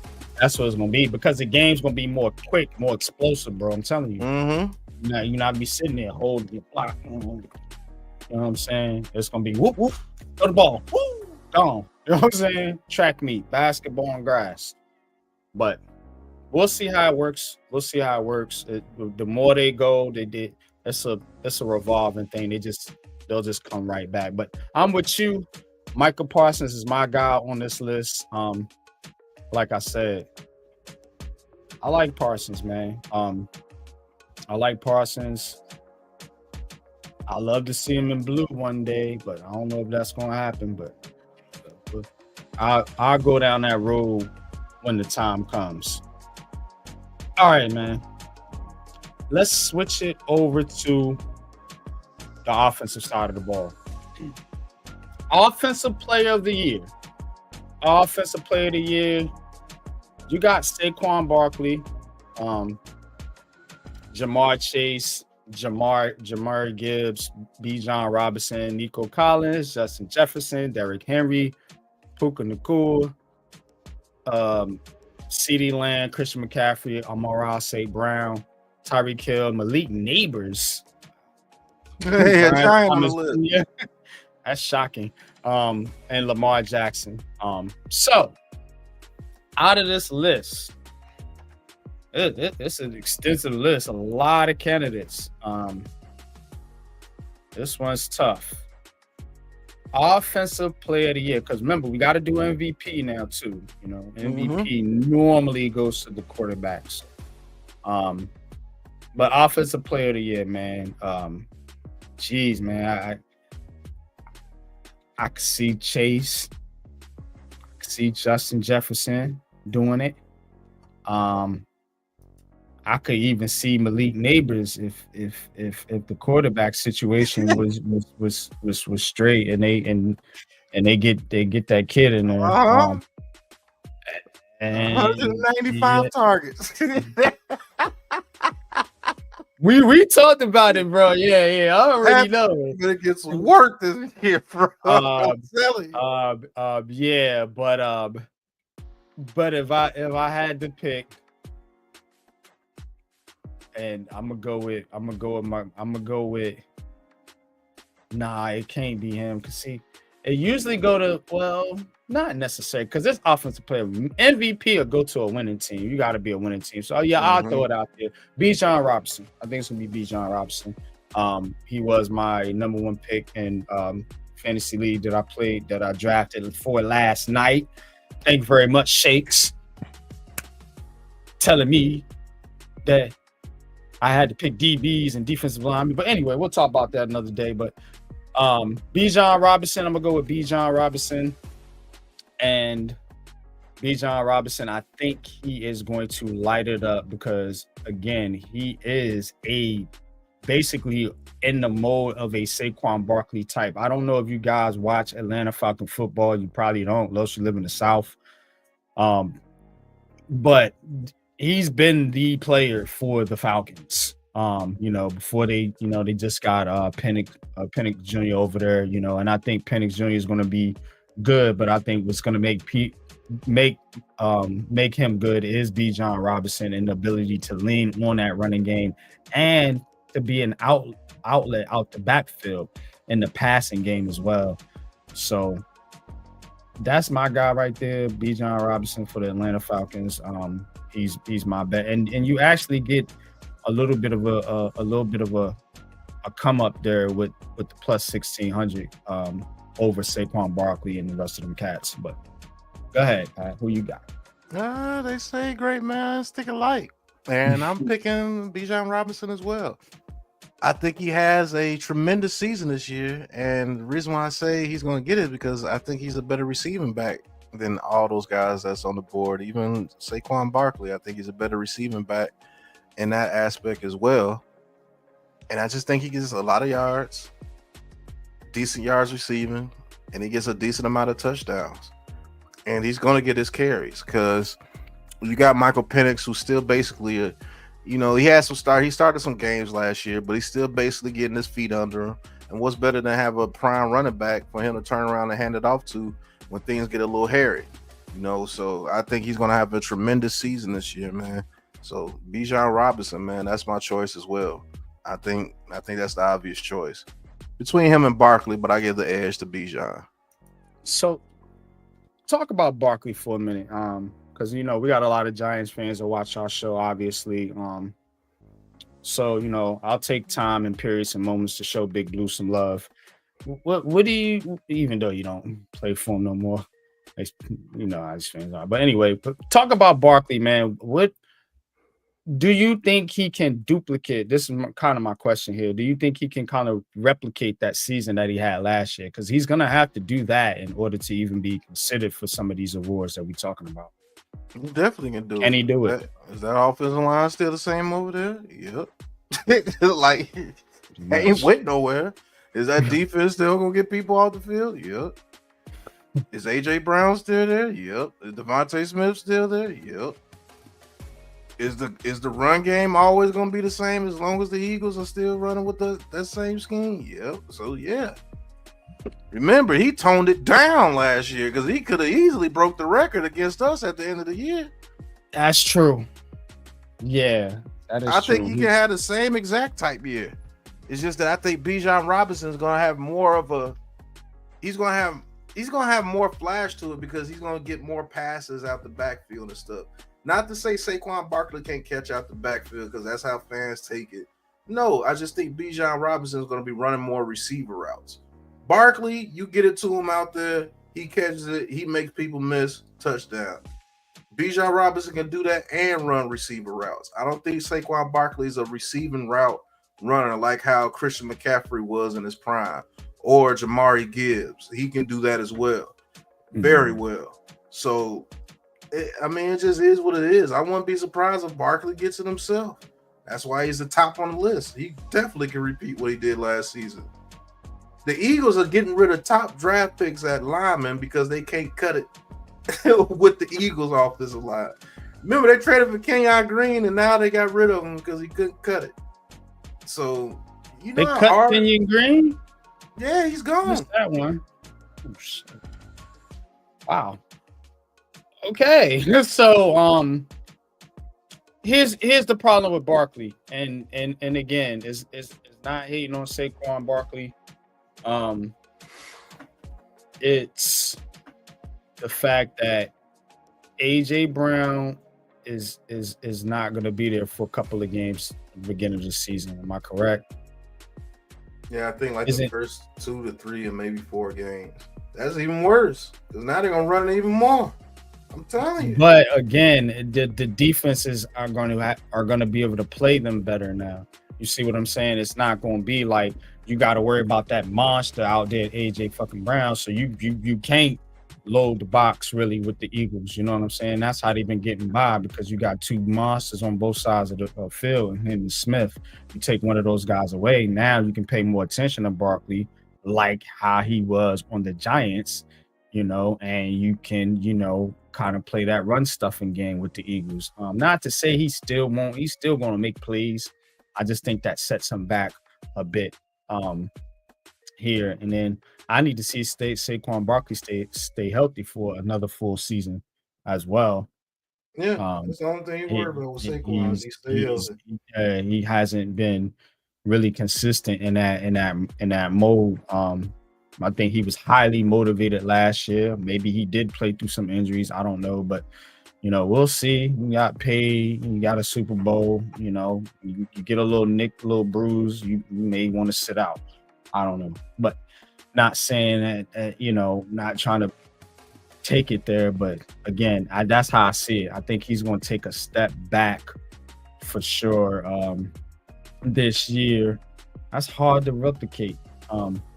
Which you did a season ago, but I do think he'll still be in the running, for the top, one of the top running backs in the league. But I'm gonna go Bijan Robinson. Jahmyr Gibbs is interesting as well when it comes to the running back. What about these receivers though, bro? What about a guy like Neighbors? What about a guy like Amon-Ra St. Brown? What about a guy like Brian Thomas Jr. over there with the Jaguars? How you feel about some of these receivers, man? We know what Justin Jefferson and the Cats going to do, Jamar Chase. So talk about some of these other guys. Yeah, you cut out all those other guys at the receiver position besides Jamar Chase and Justin Jefferson. Maybe Puka Nacua has a chance. Maybe CeeDee Lamb has a chance, but a lot of these cats are going to be doing around the same thing, and they're just going to give it to the name that has the most luster, and that's Jamar Chase or Justin Jefferson. That's what it's going to be, because I do believe Malik Neighbors can put up similar stats to those guys this year. Amon-Ra St. Brown going to get his. CeeDee Lamb going to get his. Puka Nacua going to get his. It's just that Justin Jefferson and Jamar Chase are king of the receiver position in the league right now. So if they put anything close to what you did, they're going to get it. So I think Nico Collins has a huge year this year for the Texans. So, and Tyreek Hill, I just think he was just on the money out of pocket. I just think he won't be a Dolphin after this year. Hey, and don't be surprised. Giants fans, you might like this. Don't be surprised if that fool will go to New York too. Tyreek Hill? He loves a big market. And the Chiefs don't want him back because they would have traded for him if they wanted him. That's unpopular. I need to get an unpopular opinion button here. Yeah, bro. That's his contract doesn't have. I don't think his contract has much more guaranteed money in it, so the Dolphins can get out of it. And the Giants pick up him to be a number 2 to Malik Neighbors. Yeah, but don't be surprised, man. That cat gonna want to be in a big market because now, with that divorce and everything, he got to make some bread. You got to get that woman $50,000 a month, plus child support, plus man, that dude go. Him and God, you imagine him and Malik Neighbors on the same field? Yo, I don't care who my slot receiver is. One of them going in the slot every time. Every time. Slot receiver. I'm running them 2 and 2 tight ends. Fuck a slot receiver. Really? And then you have Jackson Dart to go with those guys. Jackson Dart is not scared to throw it deep or over the middle. You might be onto something because if that kid shows something this year, then receivers are gonna want to come play here, especially with Neighbors being here. Yeah, that's a fact. And if you can get a veteran to come here, that's even better because now you got a guy here that can groove with the younger players. Yeah, you talking about a true threat with another true threat on the field. That would be sick, bro. And he's gonna want to be in a big market because he's gonna have to get his endorsements up. You can. Slayton, bro. We talking about Tyreek Hill. You can move off of Slayton. You don't even have to move off Slayton. Have Tyreek Hill because the Giants, you got to think they like that speed aspect Yeah. on the other side. They've been trying to do it this whole time with Hyatt. Imagine Clayton, what and he all would these do in other the guys. Wan'Dale Robinson Good role. God, that's what I'm saying, bro. Like, that is amazing. And I imagine that Malik Neighbors is now getting one-on-one coverage. Because if you keep leaving Tyreek Hill one-on-one on the outside, eventually he's going to beat you deep. So you got to put somebody over the top. And then you got to put somebody over the top for Neighbors too. And then imagine Slayton as a number 3. Now he's going against your third best corner. He's been going against number 1s his whole career. Yeah. And you can afford to pay Tyreek Hill right now Yeah, while you still you got sure Neighbors can. on your rookie contract. Ooh. Yeah, that's Then you nasty. got Tyrone Tracy and Cam Scatterbo coming out the backfield. Yeah, so This you can year give- might not be the Yeah, Giants' year, but I'm telling you, somebody like that is coming to the Giants. They're gonna get a receiver. Yeah, they're gonna get a top guy in the league, and it's gonna be a veteran because they want somebody that's gonna already come here that don't need developing, that can come in and hit the ground running. Yeah, Neighbors and help your because Neighbors is already your young top gun. Right. So you don't know, you don't need to go get another unless it's like you got the number 1 pick, which ain't gonna happen, and you take the best receiver there. But I'm telling you, he's the perfect candidate. It's him. Wow. He's older. He's 31. He'll be 31, 32. Still can run like a deer. Brian Daboll loves receivers like him. Need to be talking about, man, over here talking about Odell Beckham Jr. You ain't talking about this guy. Yeah, I'm he's telling still you. playing, man. Like, See, I'm a GM for real. I already peep it. I already know he's going from Miami. He's doing too much. They're going to get rid of him. Absolutely. He's absolutely. And he's the perfect candidate. He is the perfect guy to put with Malik Neighbors because he has. Go ahead. Let that fool go to New York with Malik Neighbors over there. I'm telling you, Jackson Dart's career is going to start off with a bang. Because what are you going to do? What are you going to do?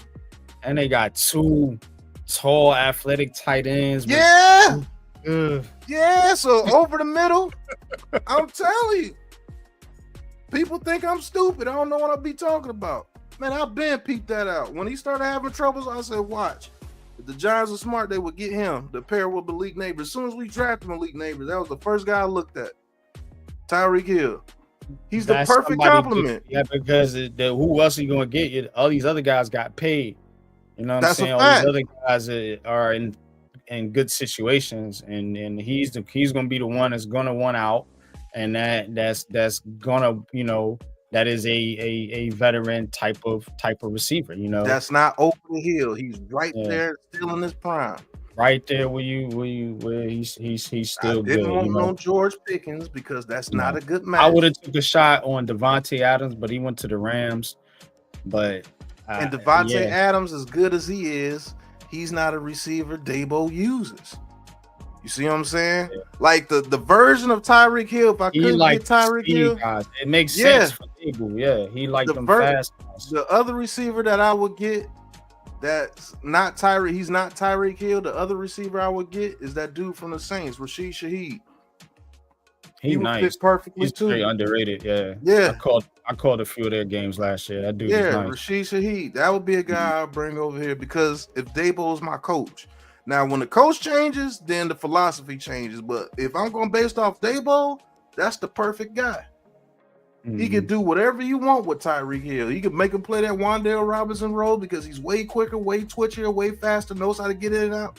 Man, I'm telling you, it'd be vicious if you did that with him. All right, let's get into our last segment here. Our last prediction here, and that's going to be the NFL MVP.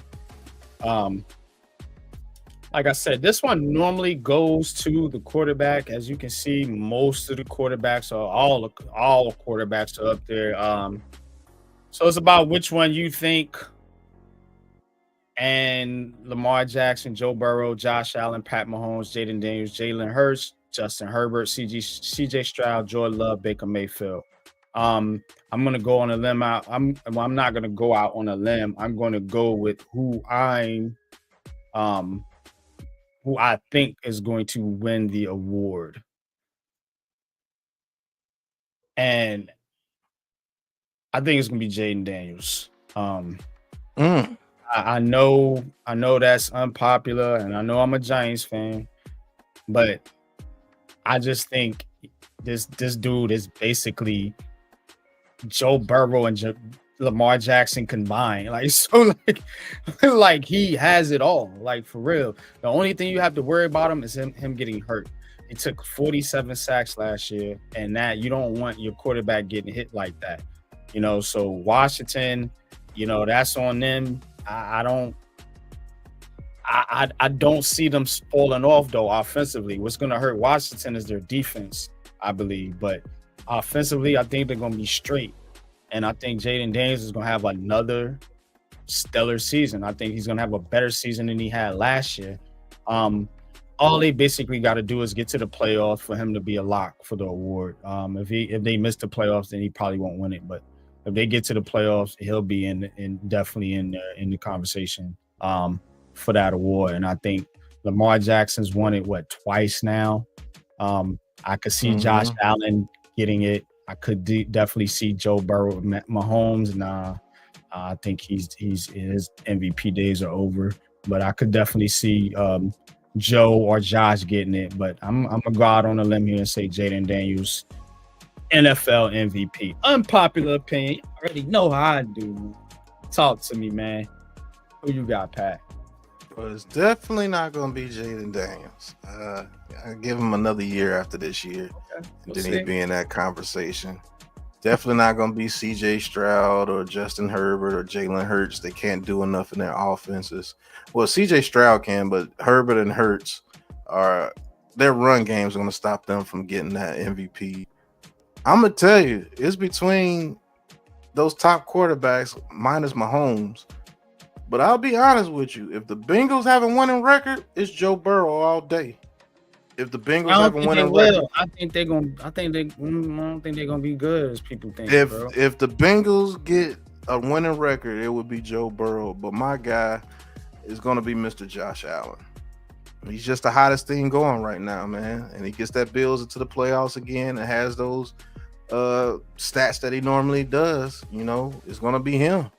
I mean, this is the guy that everybody loves to watch in the NFL. Yes, Lamar Jackson's one of those guys too, but this is the guy you look to win the MVP every year, and it's Josh Allen.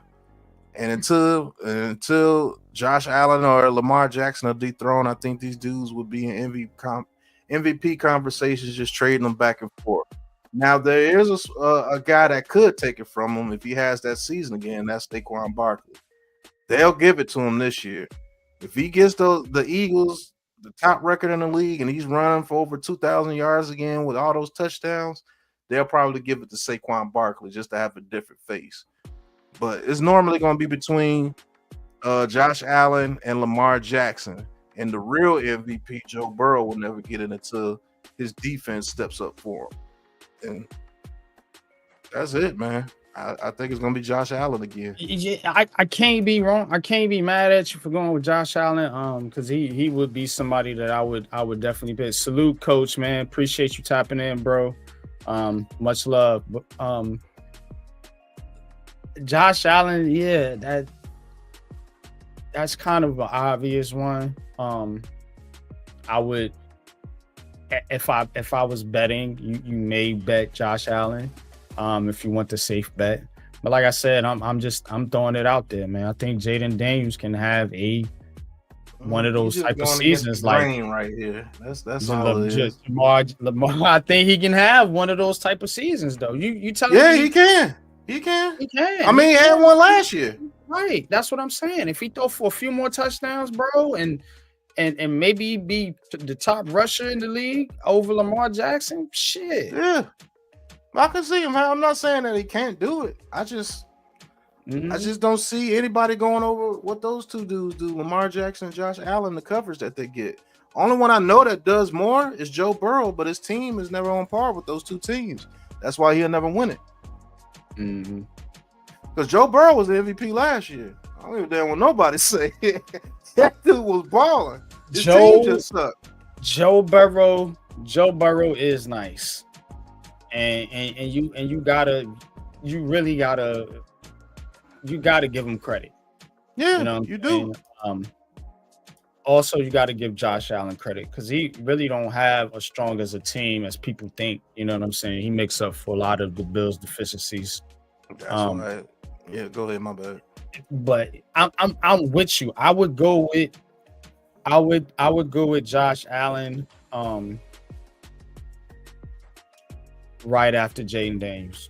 I think it's gonna be Jaden Daniels. I think they want. I think you're gonna be looking at something that's developing, but it's gonna develop fast. You see what I'm saying? It's not like I don't see him kind of taking a step back like CJ Stroud did. I think he's just gonna keep adding on because the vibes over there in Washington, you know, they got the new ownership and everything that they got going on. They got Terry McLaurin happy. So I think I see that team continuing to offensively. Now, when we breaking down the team at per se, I don't know if they're going to be a great team per se. I think they missing some things, but offensively, I think they'll be good, and I think he'll be good. It's hard to defend a dude like that because he's an accurate passer and he can hurt you with his legs. So it's not like he's like one of these Anthony Richardson, Justin Fields type dudes that is a good runner but can't hit the broad side of a barn, as they say. Yeah. Jaden Daniels can do both, and he's a better passer than Lamar Jackson, honestly. Maybe not a better runner, but a better passer. You know, maybe a better runner than Josh Allen. I mean, like, so you when you mix it together, man, I think this kid is the next one to be put up in that top quarterback class. He needs a little more experience for people to recognize it, and I think it happens this year. So that's my unpopular opinion, though. Like I said, I'm with you on Josh Allen. I think that's an excellent pick. I wouldn't be mad if somebody said Lamar Jackson or even Joe Burrow, but I think it's out of them four. You know what I'm saying? To be honest with you, Lamar Jackson, Joe Burrow, Josh Allen, Jaden Daniels. Mahomes' days is over, and as far as MVP conversations, yeah. I think it is. I think it's over. I think Mahomes is fat, and I don't mean like fat as in fat. I mean fat as in like satisfied, like with his career. It just seems like I get it. I don't want to say an athlete takes, plays off or isn't out there trying as hard as they every single play, but we're human, and I know you ain't trying that hard on every single play and in every single season because you have a human element to you. That dude don't want to have CTE when he get older and shit. You know what I'm saying? So you got rings, you got your situation good. Y'all gonna be in the playoffs pretty much guaranteed, just based on the coaching and the players around you. He may not be that hungry as he once was, and they may be, trying to save him for the playoffs. So I don't think he really has that spectacular of a regular season anymore, like he once was. But all right, man. Now I want to do some trivia. Let's do some trivia. And then we'll open up the call lines, man. And then we'll wrap it up. Let's cue up the trivia. Let's see here. Let's play a quick commercial, man. The fantasy segment wasn't available today because we're doing a draft, but please go check out Fantasy Foreplay, man. Fantasy Foreplay. I love this intro. I love this show from ours truly, Ghost Dog Blue and Mrs. Hangover, man. Those two are doing dope things, man, with this fantasy stuff. So check them out. And I can't wait for the draft tonight, man, and see how this all turns out, man. Definitely excited for this fantasy season. I'm trying to get another belt, y'all. Word up. 2-time champ going for number 3. We'll see about that, kid. But fantasy football foreplay, man, with Ghost Dog and Miss Hangover. Tune in for the fantasy draft tonight. The ABSN fantasy draft will be tonight. Let's get it.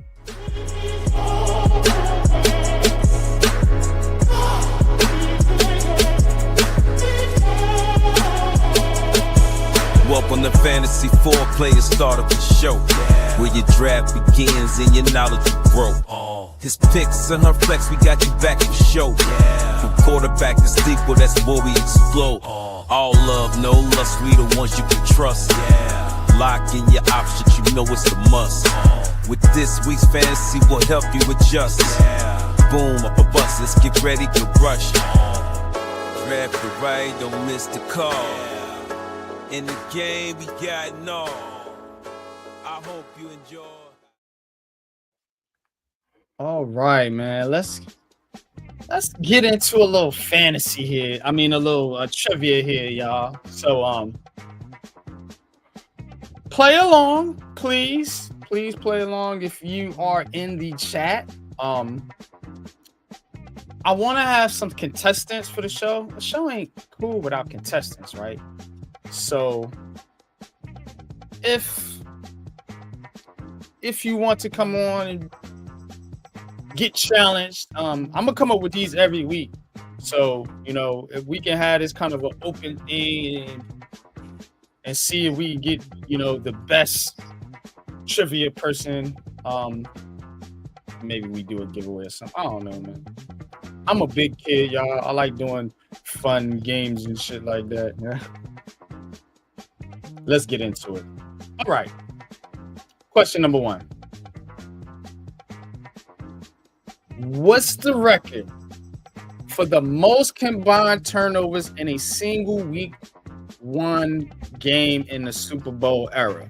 Now, I got this kind of week 1 themed here. We're coming up on week 1 of the NFL season.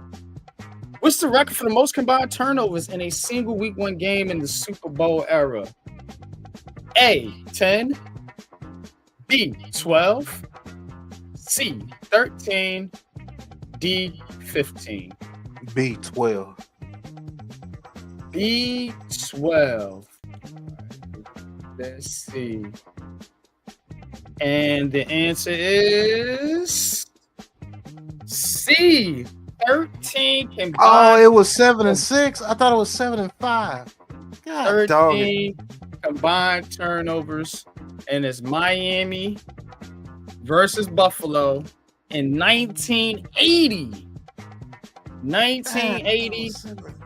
Man, it was turning the ball over. Yeah, they were fumbling all over the place in that game. Oh man, I thought it was 7 and 5. It was 7 and 6. Oh, well, that sucks. Thought I had one. All right. Question number 2. Who holds the Super Bowl era week 1 career sack record among active players? A, J.J. Watt. B, Charles Johnson. C, Clay Matthews. D, Justin Houston. Week 1. Remember, week 1, y'all. Week 1 themed trivia show right now.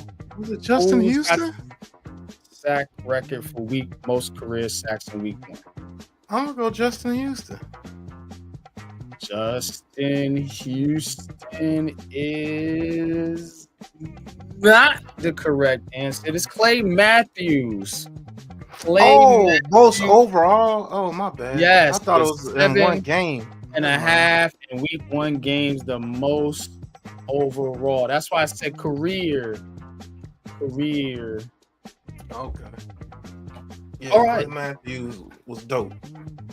He was. He was one funny player to watch too, because he was like a wild man out there. He's the ultimate version of what's the dude's name that played in Minnesota that kept killing us? Van Ginkel, yeah, he's like the ultimate version of Van Ginkel, man. Yeah, Van Ginkel got him a little bag too. Mm-hmm. All right. Number 3, coaching question for the coach. Coach, you still in the chat if you want to play along. Which coach has the most week 1 wins in NFL NFL history. Most week one wins in NFL history. Who you got? I've been wrong all day, but I'm gonna go Tom Landry. Tom Landry, Don Shula, Bill Belichick, or George Halas? A. Don Shula, B. Bill Belichick, C. Tom Landry, It might be D. George Belichick. Halas. I'm gonna go Landry. Yeah, I'm gonna go Landry. I'm with you, Should have Coach. stuck with who you said the first time. It is Bill Belichick. Bill Belichick, Man. 19 week one wins. He actually passed Shula in 2022. Okay. Well, B. I thought it might be Belichick, but I stuck with Shula. BB getting it done. All right. Number 4. Only one QB has started week one games for 3 different franchises after the age of 40. So we just seen the 40 and you old man league over there. So one of these guys was out there, doing it for the NFL. So only one quarterback has started week one games for 3 different franchises after the age of 40. Who is it? Is it A, Brett Favre? Is it B, Tom Brady? Is it C, Vinny Testaverde? Or is it D, Warren Moon? Who you got? Man, this one's tough. Because Tom Brady only played for 2 teams. Warren Moon played for the Seahawks, the Oilers, the Vikings. Vinny Testaverde played for the Buccaneers, but he wasn't 40 until he played with the Cowboys. And who did he play with after? And Brett Favre played for the Packers, the Jets, and the Vikings. But was he 40 when he played with the Packers? I'm going to go Warren Moon. Warren Moon, a good guess, but that is not the answer.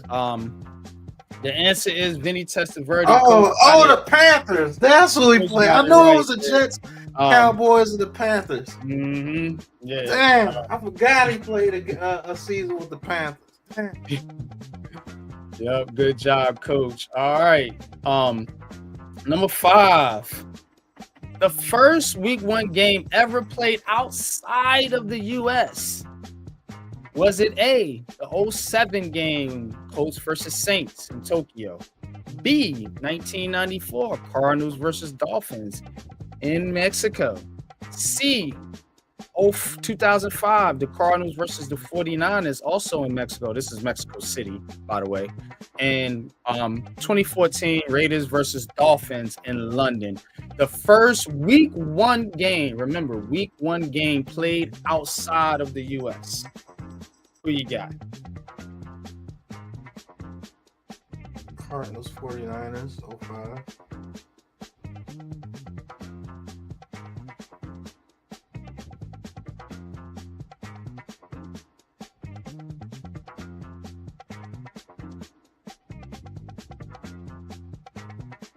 Yeah, Cardinals 49ers 05.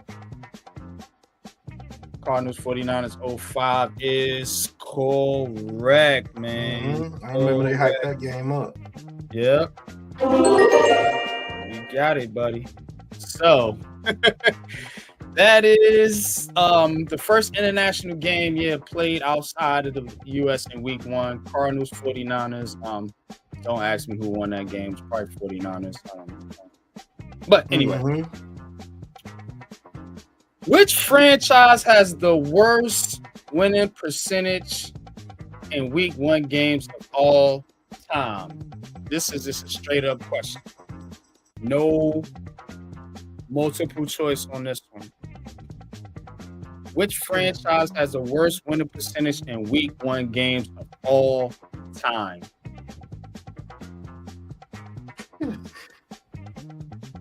Ooh, that's tough. I'm gonna say the Jets.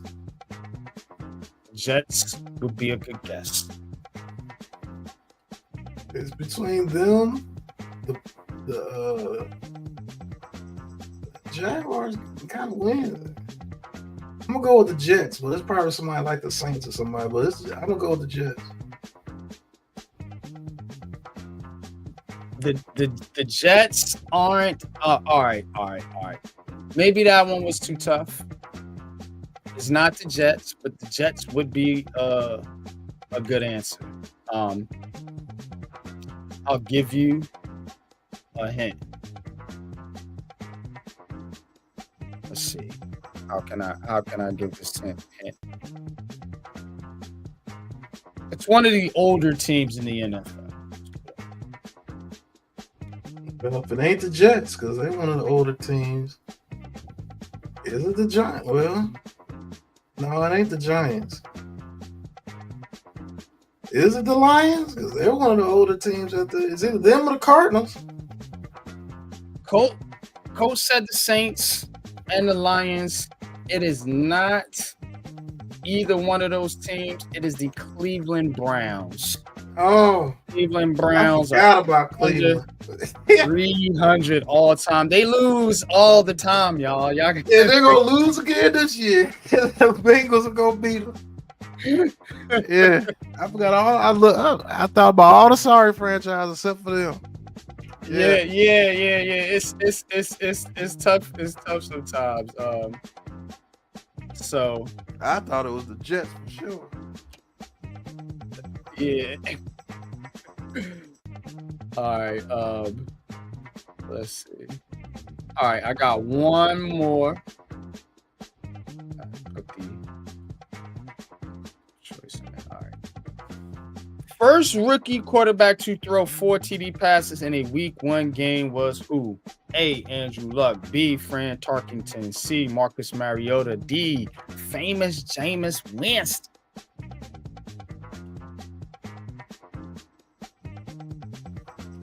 I don't even remember when Marcus Mariota ever threw 4 touchdown passes in the game. Andrew Luck is the obvious answer. And who knows with Jameis Winston? He probably threw 4 touchdowns and 5 picks in that game. I'm going to say Andrew Luck, but it's probably Marcus Mariota on some bull. But I'm going to say Andrew Luck. It's the old guy.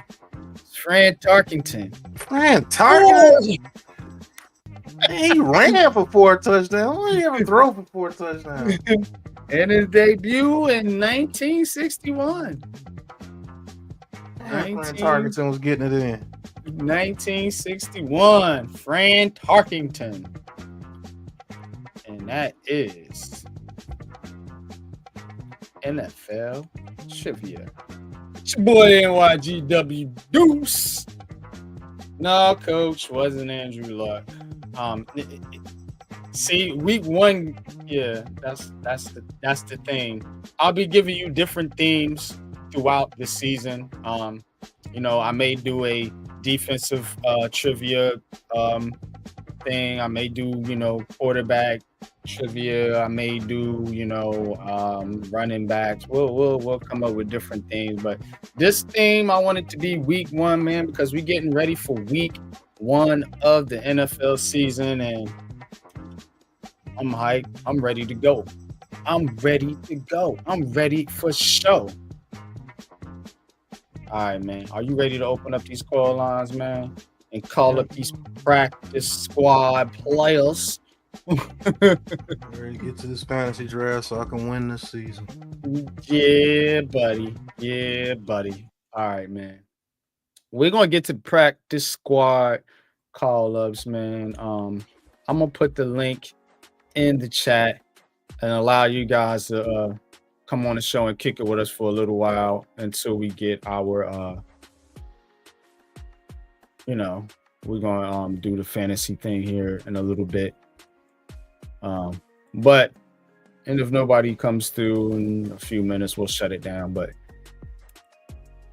yeah, man, y'all come through if you want to, man, and kick it with us, man. Tell me what you are most looking forward to this NFL season. Tell me if you got a crazy prediction, because this is a prediction show, or if you got some crazy, if you got something interesting to share, or if you even want to talk about, some of the prospects you've seen last night in college football.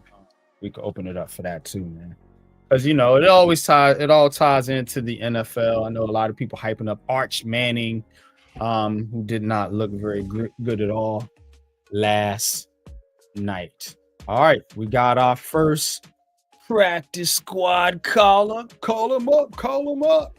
Coach Ed, what you doing, bro? What's up, man? Just finished streaming and I'm looking at the VTech South Carolina game right now. So yeah, Virginia Tech, man. Shout out to the ACC. Yeah, they won that game. Man. I messed up. You know what I'm saying? But what are you most looking forward to, man, this year, Coach? Talk to us a little bit, or do you have any predictions about anything you may see this season when we talk about the NFL season coming up? One of the things that I'm predicting is Washington's going to have a sophomore slump. I really think that. Now, when I say sophomore slump, I do think they're going to be second in the division, but they're going to just be barely there, maybe 8-9 wins, somewhere in that range. Teams are ready for them. They weren't ready for them last year, you know, and they came out of nowhere. So Washington, I think, is just going to take a slight step back. So, and it could be dependent actually on the NFC North. Because if Chicago does step up, and I'm not saying Kev Williams is definitely, but he has some tools, and maybe he has the right coach with him, but it's a possibility you could get 4 teams out of that division. Possibility.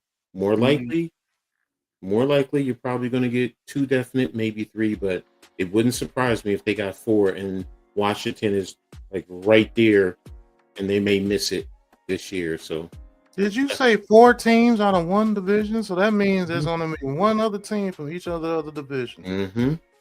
There's that possibility, yeah. That's darn near impossible. Man.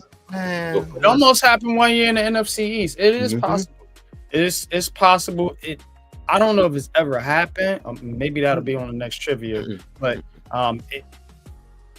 it is possible. It's a slim chance, but it is possible. Possible.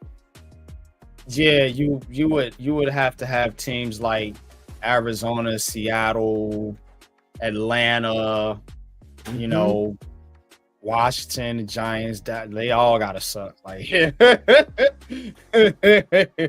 I mean, they can't be like average. They got to be bad in order for you to get 4 teams in a thing. William Horton has a question, straightforward here. Do you think the New York Giants will upset the Commanders in week 1, since we were talking about the Commanders? What's your thoughts on the week 1 game?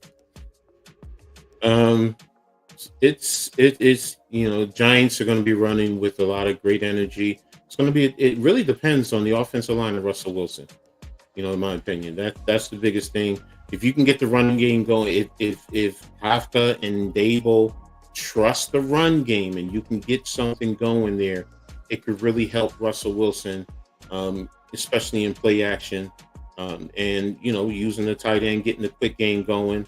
And as much as we don't want to admit it, but I think he's going to rely on old boy to do the crossers and hit him in the flats. And I just think he's gonna feel comfortable trying to get him the ball. Wandell is probably going to be early on his favorite, you know. So, if that man get over 100 targets again this year, Dable needs to be fired. I'll just be honest with you, bro. I'm tired of seeing this little dude getting these catches for 3 and 4 yards, and it's never going to amount to anything because you keep running it's like you're running the offense into the defense, like running them straight into them. Like, it doesn't make any sense, and nobody respects our offense. So if you continue to give dudes like this 144 targets, He's 5'7". Nobody respects that. Like, nobody respects that, bro. He deserves maybe 60 to 70 targets. Maybe. Like, y'all, they gotta stop that, bro. Or this, I don't care what quarterback you put in there. If you run that system, I don't care what quarterback you put in there. That's why I'm gonna say it's a setup. If they run that offense with Russell Wilson, it's a setup. Because they can't do that with Jackson Dart. You can't. You gotta open it up. Mm-hmm. I just think that, especially early, he's going to rely on Wan'Dale. And they're going to take deep shots. I definitely think we're going to take our deep shots. Yeah, and that's what Russ does. That's what Russell, exactly. So, but early on, he's going to emphasize getting the ball out. What's up, David? He's going to emphasize on getting that ball out quickly, and you're going to use Wan'Dale either attacking the flats or with his crossers. That's what he always does. On occasion, you're going to try and get the tight end up the seam. You always talk about that. Use the tight end up the seam. And then you're going to use Slayton. To do it. Exactly. You're going to use Slayton down the deep, and neighbors you can use pretty much anywhere. Whether it's in cut deep, crossers, hitches, whatever, comeback, you name it, he can do whatever. Even a little gadget, do an orbit, faking a run to him. So, but initially, I see him trying to get to Wan'Dale early, possibly though to set the defenses up, just like you're thinking. And defenses start to bite down. What is Russell good at? Going over the top. So when teams start, biting down on that, then you start attacking them deep. Now again, everything. Y'all know me. I stress it. Sexy fatty. If the offensive line cannot get the run game going, teams are just going to play coverage on us, and then it's going to take away everything. So, all right, got another question here in the chat. Says, I think the Bengals, well, I guess it's just a comment. William Horton, man. Salute to you, William. Hope all is well with you, brother. Says, I think the Bengals will get off to another slow start to the season and finish the season hot. We talked a little bit about the Bengals earlier. I know you were a little bit down on the Bengals, but do you think they will get off to another slow start here? I said it before, the two teams, because of their defense, is Atlanta and the Bengals. I was just saying it earlier about Atlanta. If they can get mid-play with their defense, then their offense can be a lot better, and then they can be a better team. But realistically, their defense is what's going to hold them back. The Bengals, great offense, but the defense is what's holding them back. Did they do anything to improve their defense? Tell me what they did to improve their defense from last year. They didn't do anything. So, do I think they're going to start slow? Yes. Do I think they're going to finish hot? No. I'm not confident in them, and I believe I said I think they're going to win 4 games. I think I said. You were. I think they win more than 4 games, but I don't think they're going to fall off the rails. But I don't think they're making the playoffs either. I think it's going to be tough for them in that AFC. That AFC is it, and I think I got some underrated teams. I'm gonna get my sleeper videos coming out. It will be dropping tomorrow, so y'all check that out right here on the Aboriginal Sports Network. My top 5 sleeper teams. So I don't want to give it away, but I think a team like the Bengals are gonna be in for more of a fight than people think. Some of these other teams that's doing a thing, you know what I'm saying? But anything else you're looking forward to, Coach? Or is there anything? Let me ask you this, since you took in a handful of college action yesterday. Stock up, stock down, as far as players, potential players that could be coming out. Stock down. Start off with Texas. Arch Manning. He definitely needs to come back to school right now. After this year. From what I saw yesterday, with his game. I mean, very first pass, he threw it in the dirt, and the man was wide open. So it couldn't have been any easier than that. So it's there is some arm talent, but he needs further refinement. And right now, his stock for me, and I know it's the first game. Usually, from the first game to the second game, there's always improvement, and that's what I'm going to look for going forward. Based off of that first game, if they're going to run their offense the way they did against Ohio State. Now, it could also be a factor that Ohio State's defense is just good, because Ohio State, actually Texas and Ohio State were 1-2 in defense last year. So, Ohio State always has some good defense. So, but I really wasn't impressed with them, overall yesterday, especially Arch Manning and what he did. Right now, here's going to be a surprising one, but I'm not expecting him to make it to the NFL. Castellanos from Florida State. The way he played yesterday, it's showing Bill O'Brien did not use him right. Yeah. Bill O'Brien did not use him right and put him in the right positions, and the kid can play. I know he's small, I get it, but he fits Florida State's system and what they're trying to do. And for that team, and they took it to Alabama yesterday. So they definitely did so. And right now, if he continues to play like that and Florida State ascends, it wouldn't surprise me if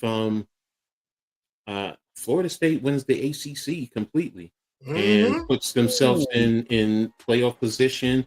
And if this kid really can play, and if he throws for anywhere from 25 to 3,000 yards, it can push 1,000 yards on the ground, you put him in Heisman consideration, depending on what his touchdowns and interceptions are. So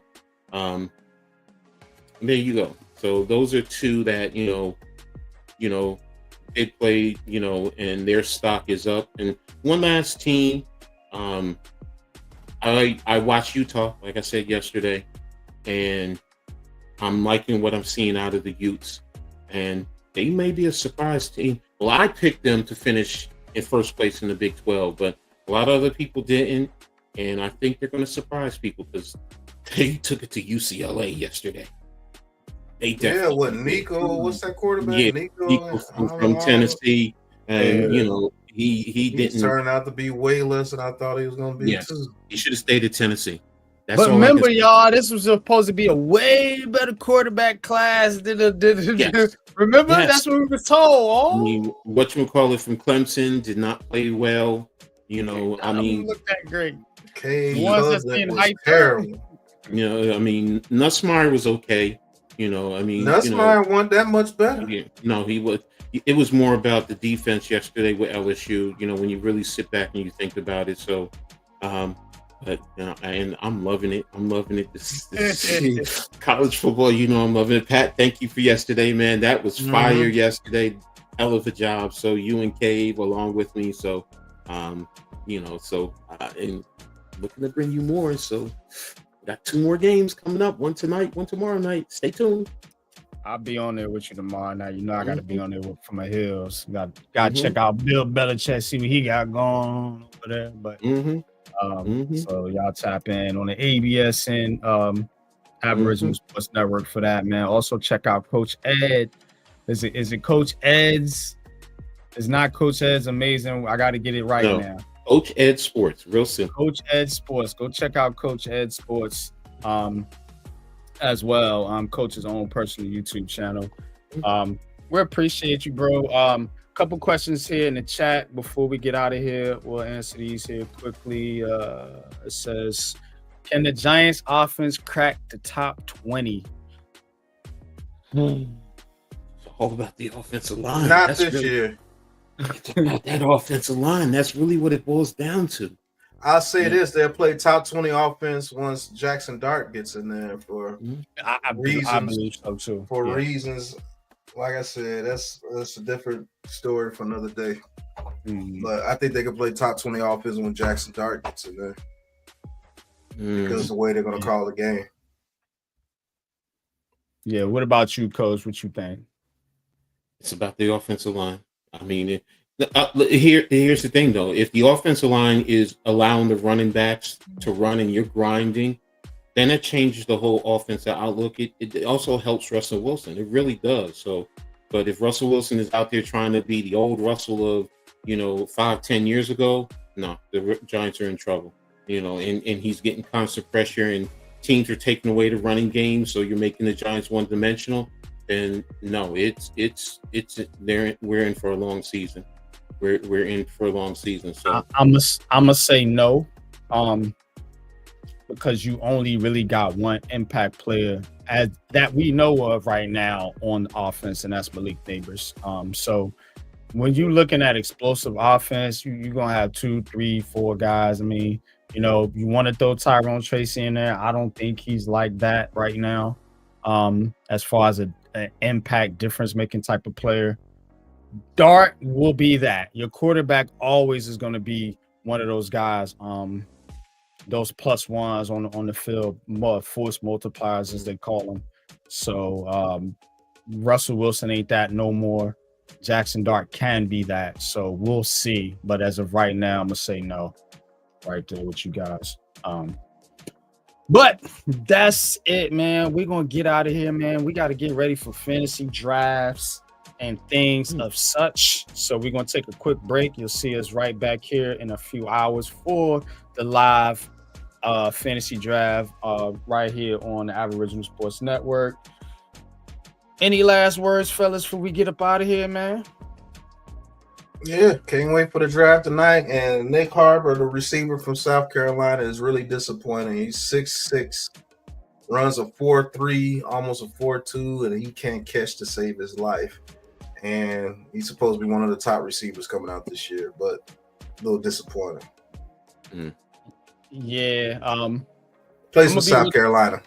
I'm gonna be looking at Virginia Tech too. Y'all know, probably most of y'all know now I live in Virginia, so I know people that went to Tech real close to the school. So be watching some players for Virginia Tech though. Virginia Tech does have some players, man. We got one of the Giants, DeQuan, was it Felton, right? DeQuan Felton. The receiver, man, that they picked up Come on, Washington as a UDFA.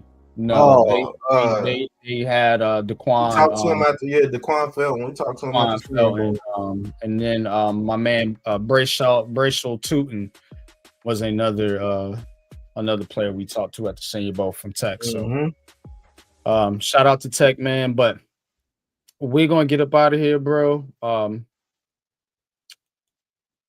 Take us away, Pat.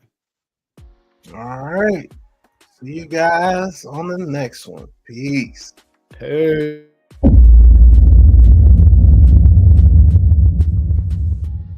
Righty K, the Raisin Man.